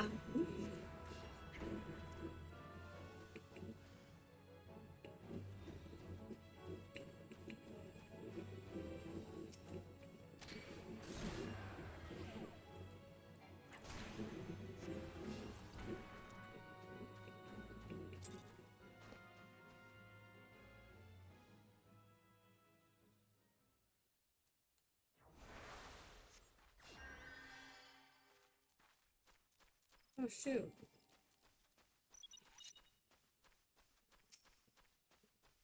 I left the zone without realizing. My bad.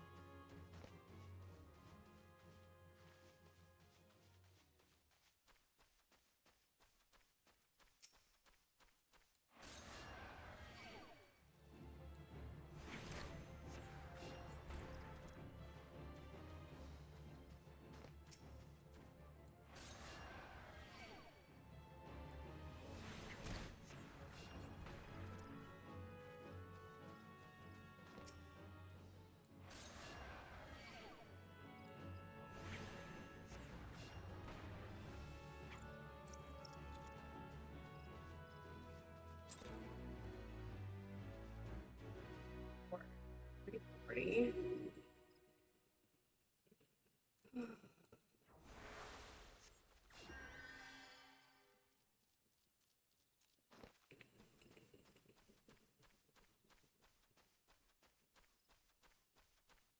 40, 50, 50.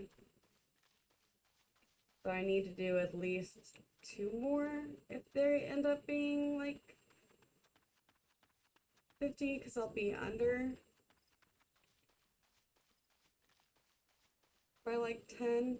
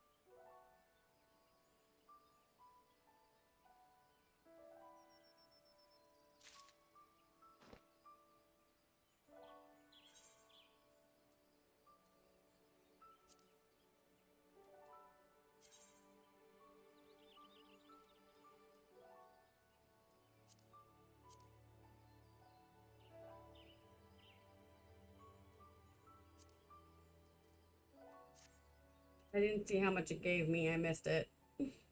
Damn.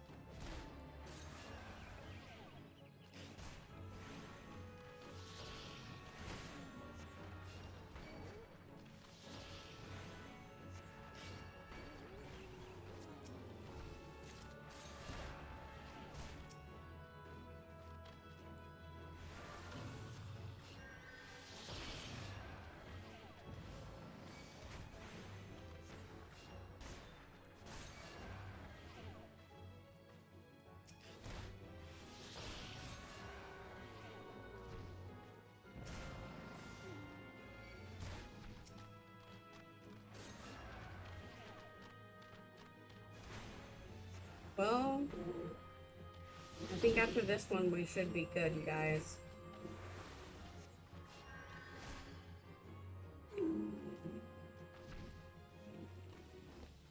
After this bait, rather.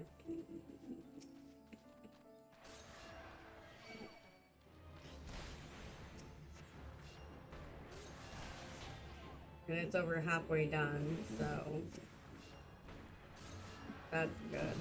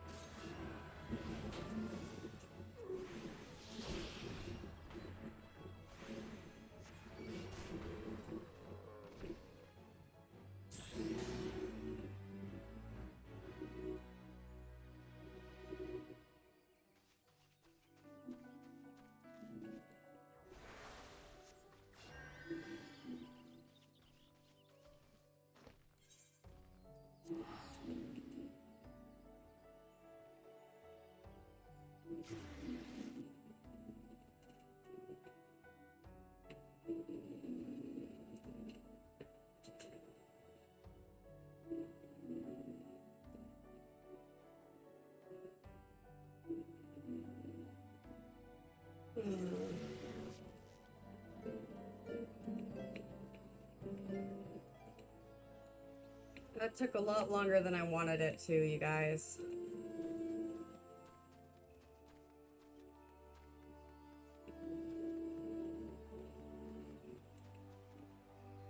But that's okay.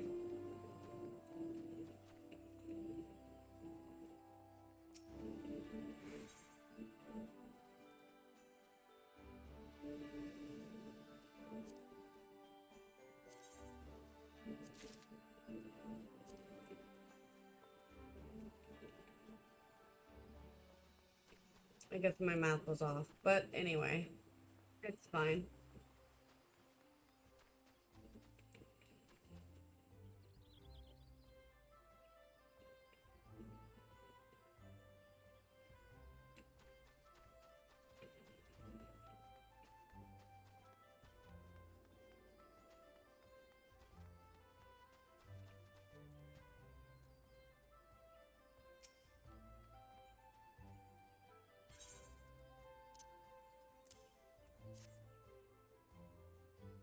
We got the chocobo, you guys.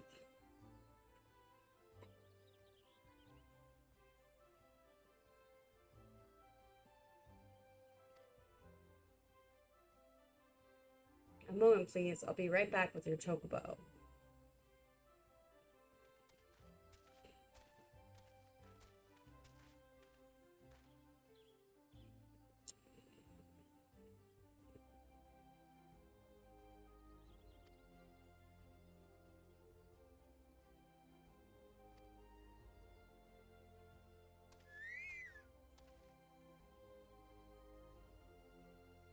A name, you guys. A name. What do you think? How's Featherfoot?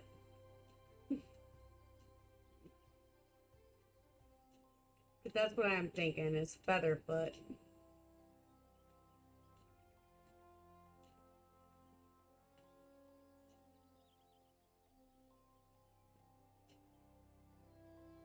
Ribby, you are the best, but I'm not naming my chocobo that.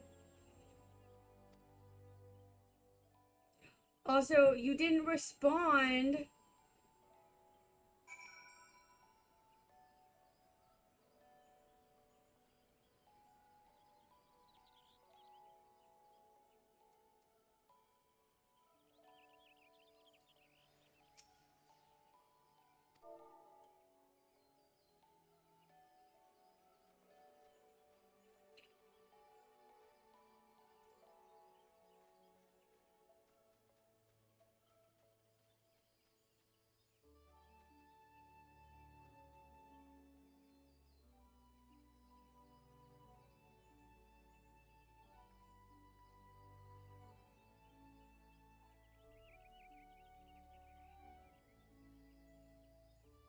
I'm naming it Featherfoot.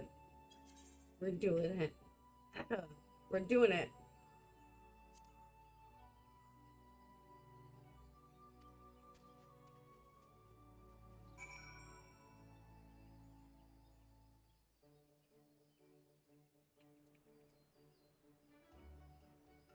Oh, that's cool. I didn't know you could change it.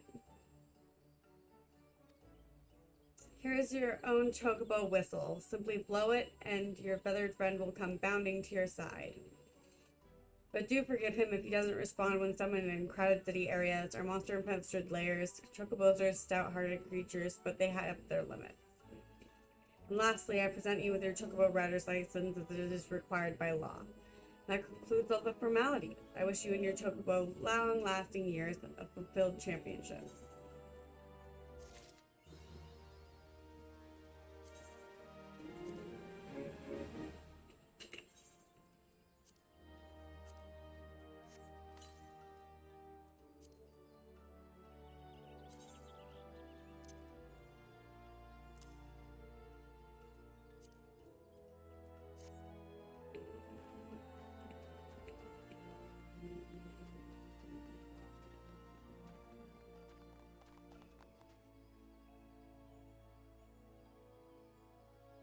Oh, that's a cool perk.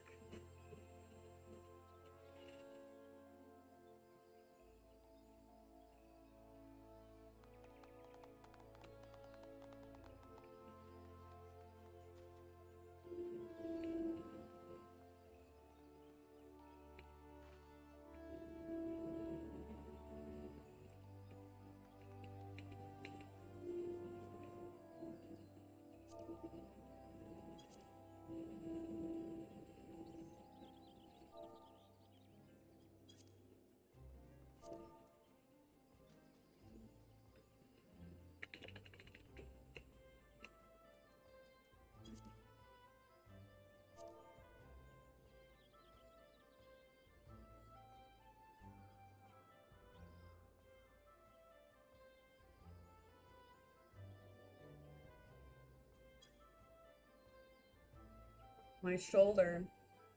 Man.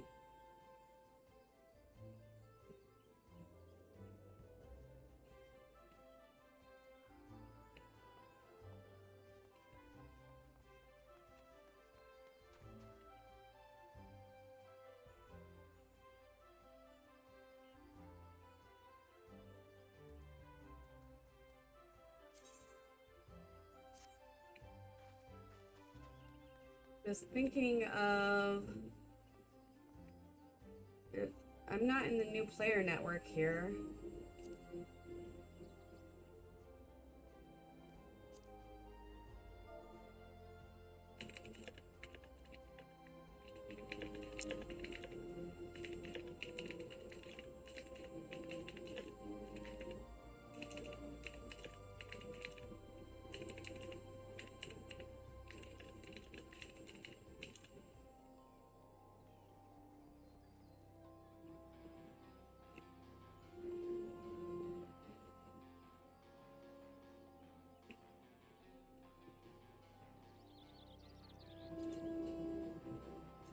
Well, I don't know how to, like, say it without sounding... I don't know. I'm just not gonna do it. We're just not gonna worry about it.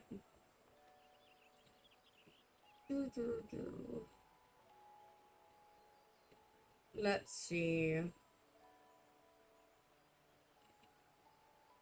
Waking Sands. Off to the Waking Sands again.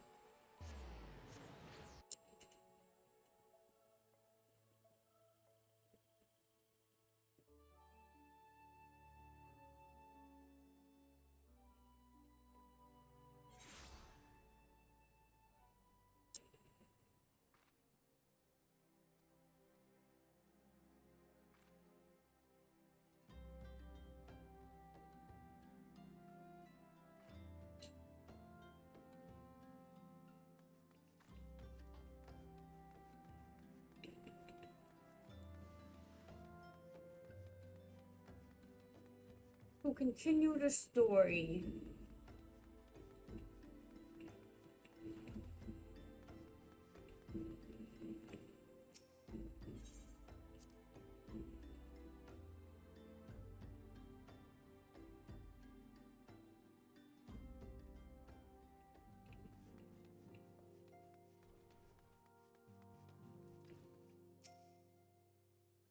Welcome back, Dia. Lady Minfilia is waiting within.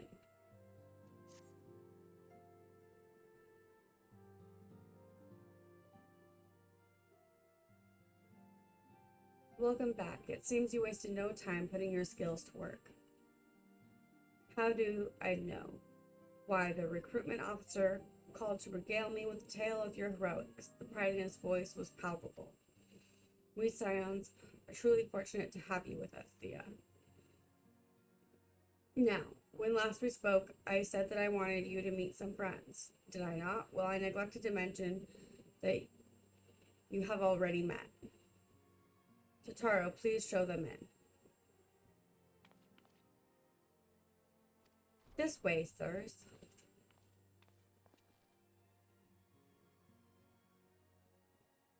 Thanks again for getting us out of that mess. We owe you our lives. But I don't think we properly introduced ourselves. I'm Biggs. And I'm... Gods, man, spit it out, will you? Wedge at your service. I am pleased to say that Biggs and Wedge will be staying with us for a while. Magitech-driven contraptions such as airships grow ever more vital to the city-states of Eorzea. As a neutral party, it was judged that we Scions should serve as the keepers of this technology. Of course, for this we needed the knowledge of experts, and so we requested the assistance of Garland and Ironworks, who very kindly sent us 2 of their finest engineers. Our happy family continues to grow. On behalf of the Scions, I bid you welcome to the Waking Sands.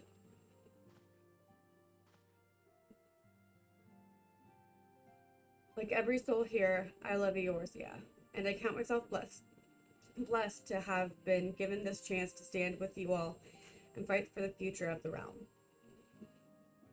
Never have I known such fulfillment, such happiness.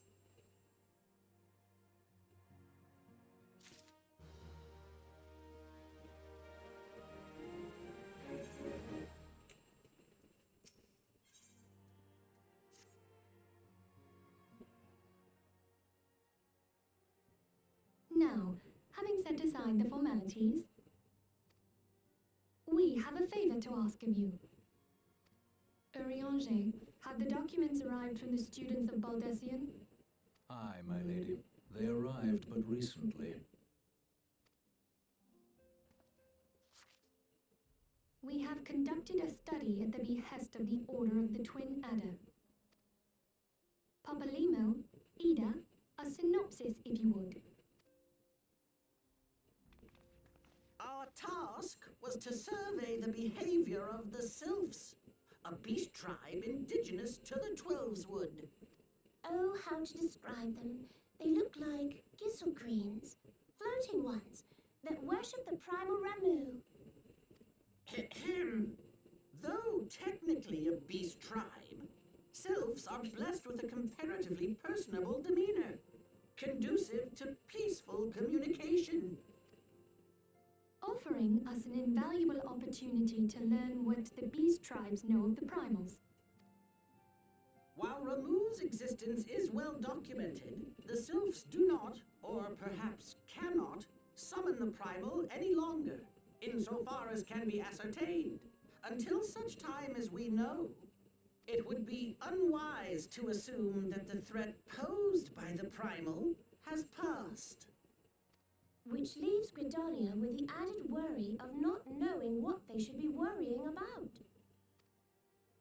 In that regard, they are hardly alone. What we can say with absolute certainty is that Gridania has its hands full fending off Garuda, who, I need hardly remind you, is among the most savage and terrible of all known primals. In short, it is essential that we approach the Sylphs in as diplomatic a manner as possible. Words and actions can be misconstrued. The only sure way to communicate our intentions is the echo. Winning the Sylphs' favor may well bring us a step closer to mitigating the threat of the primals. Will you help us? I am grateful. Lovely. Well, as much as I'd like to help, I'm afraid I would be of little use to anyone in Gridania. A veritable babe in the woods. Ida and Papalimo, however, should be able to see the forest for the trees. Is that not so, Minfilia? Indeed. You are willing? Leave it to me. Us, Ida, us!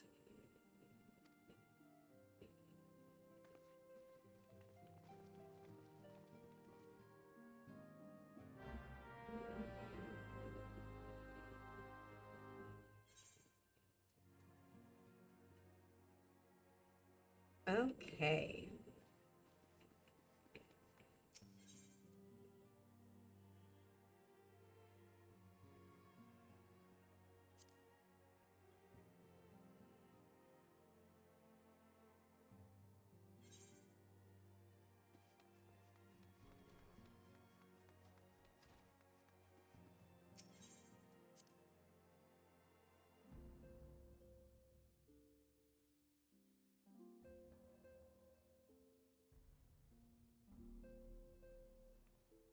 Think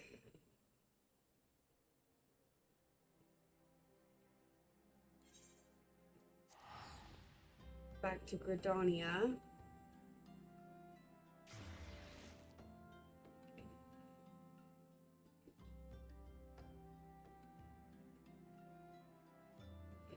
Welcome in, everybody. Glad to have more people in.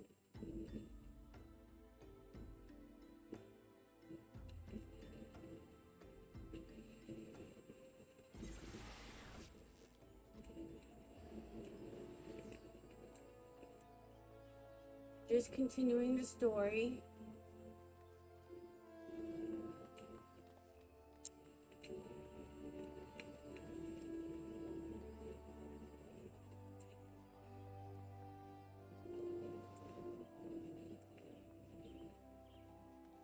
Yes, oh, thank you for the petals.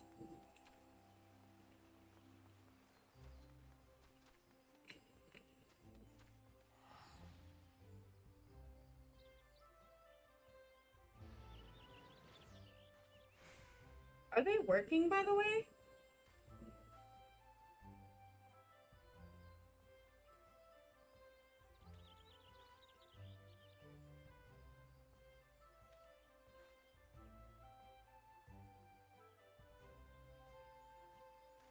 Yeah, they are. Okay.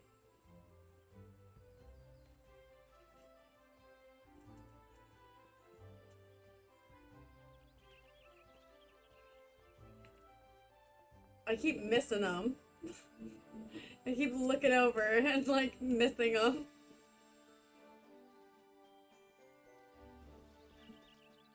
We know far too little of the Sylphs to lay any worthwhile plans. We must call upon the Scions once more if we are to... Ah, beg your pardon. 'Tis a terrible habit of mine to think aloud. But tell me, what brings you to the Adder's Nest?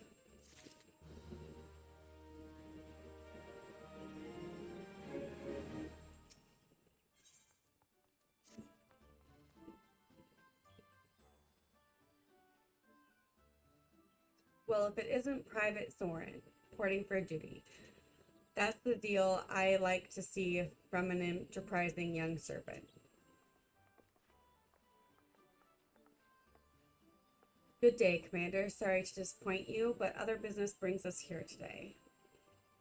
Gita and Papalima, always a pleasure to see the two of you. My men tell me you quest in the name of the Scions of late. Quite so, Commander. A little bird told us that the Twin Adder was in need of our adventuring prowess. Aye, your little bird sings true. No doubt you've heard that we're investigating the Sylphs, that curious beast tribe that calls the depths of the Twelve's wood home. The Sylphs are, for the most part, a peaceable bunch, much to the delight of the elder Seedseer, who has no desire to see her people embroiled in yet another fruitless war.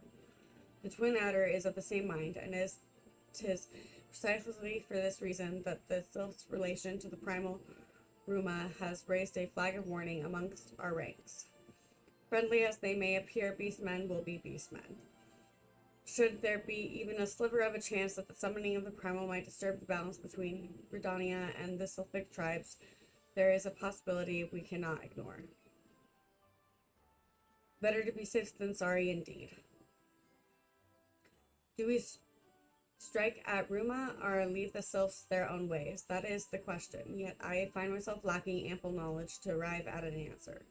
Opinions abound within Gridania, but to listen only to one's own is among the greatest mistakes a commander can make. I would hear from the other side, the sylphs themselves, and seek an impartial party to serve as my liaison. That is where you scions come in. The sylphs of Little Solace remain untempered and have held many a productive dialogue with our people. I would hear their candid thoughts on their tempered brethren. That said, I urge you to exercise due caution. Sylphic tradition and etiquette bear little resemblance to our own. It would not do to have any cross-cultural faux pas get in the way of a productive parley. En route to Little Solace, you will come upon the Hawthorne Hut. Our officer stationed there can enlighten you as to how to win the sylph's favor. May your expedition be a worthwhile one.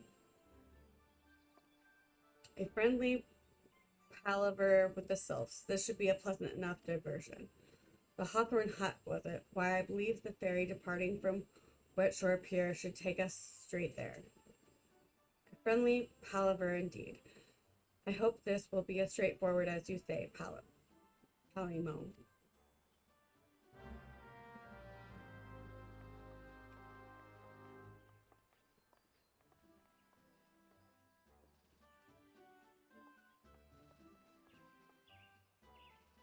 Yes, me too, me too.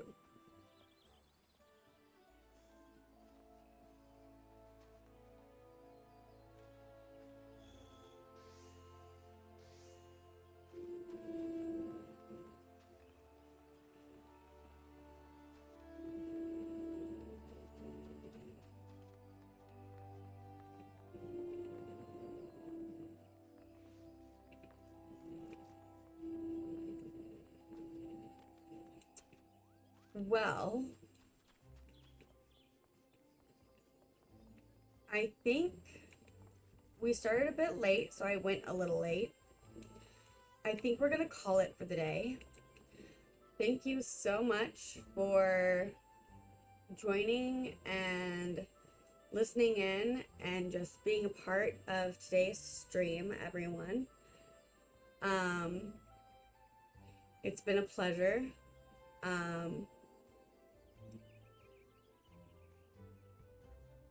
We made a lot of progress, and I think next time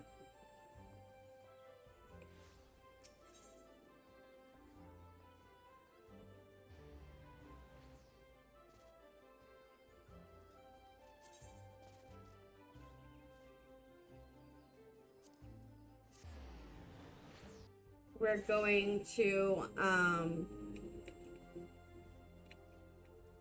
so tomorrow, rather, we're going to start at the Golden Saucer again, and we're going to do some of the quests for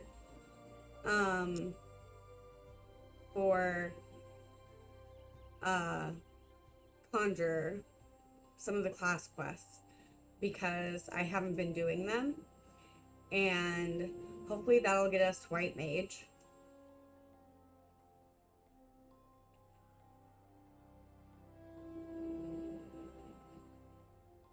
But if it doesn't, that's okay. We can continue with the story, and that's where we stand. So, thank you again, and see you next time. Bye.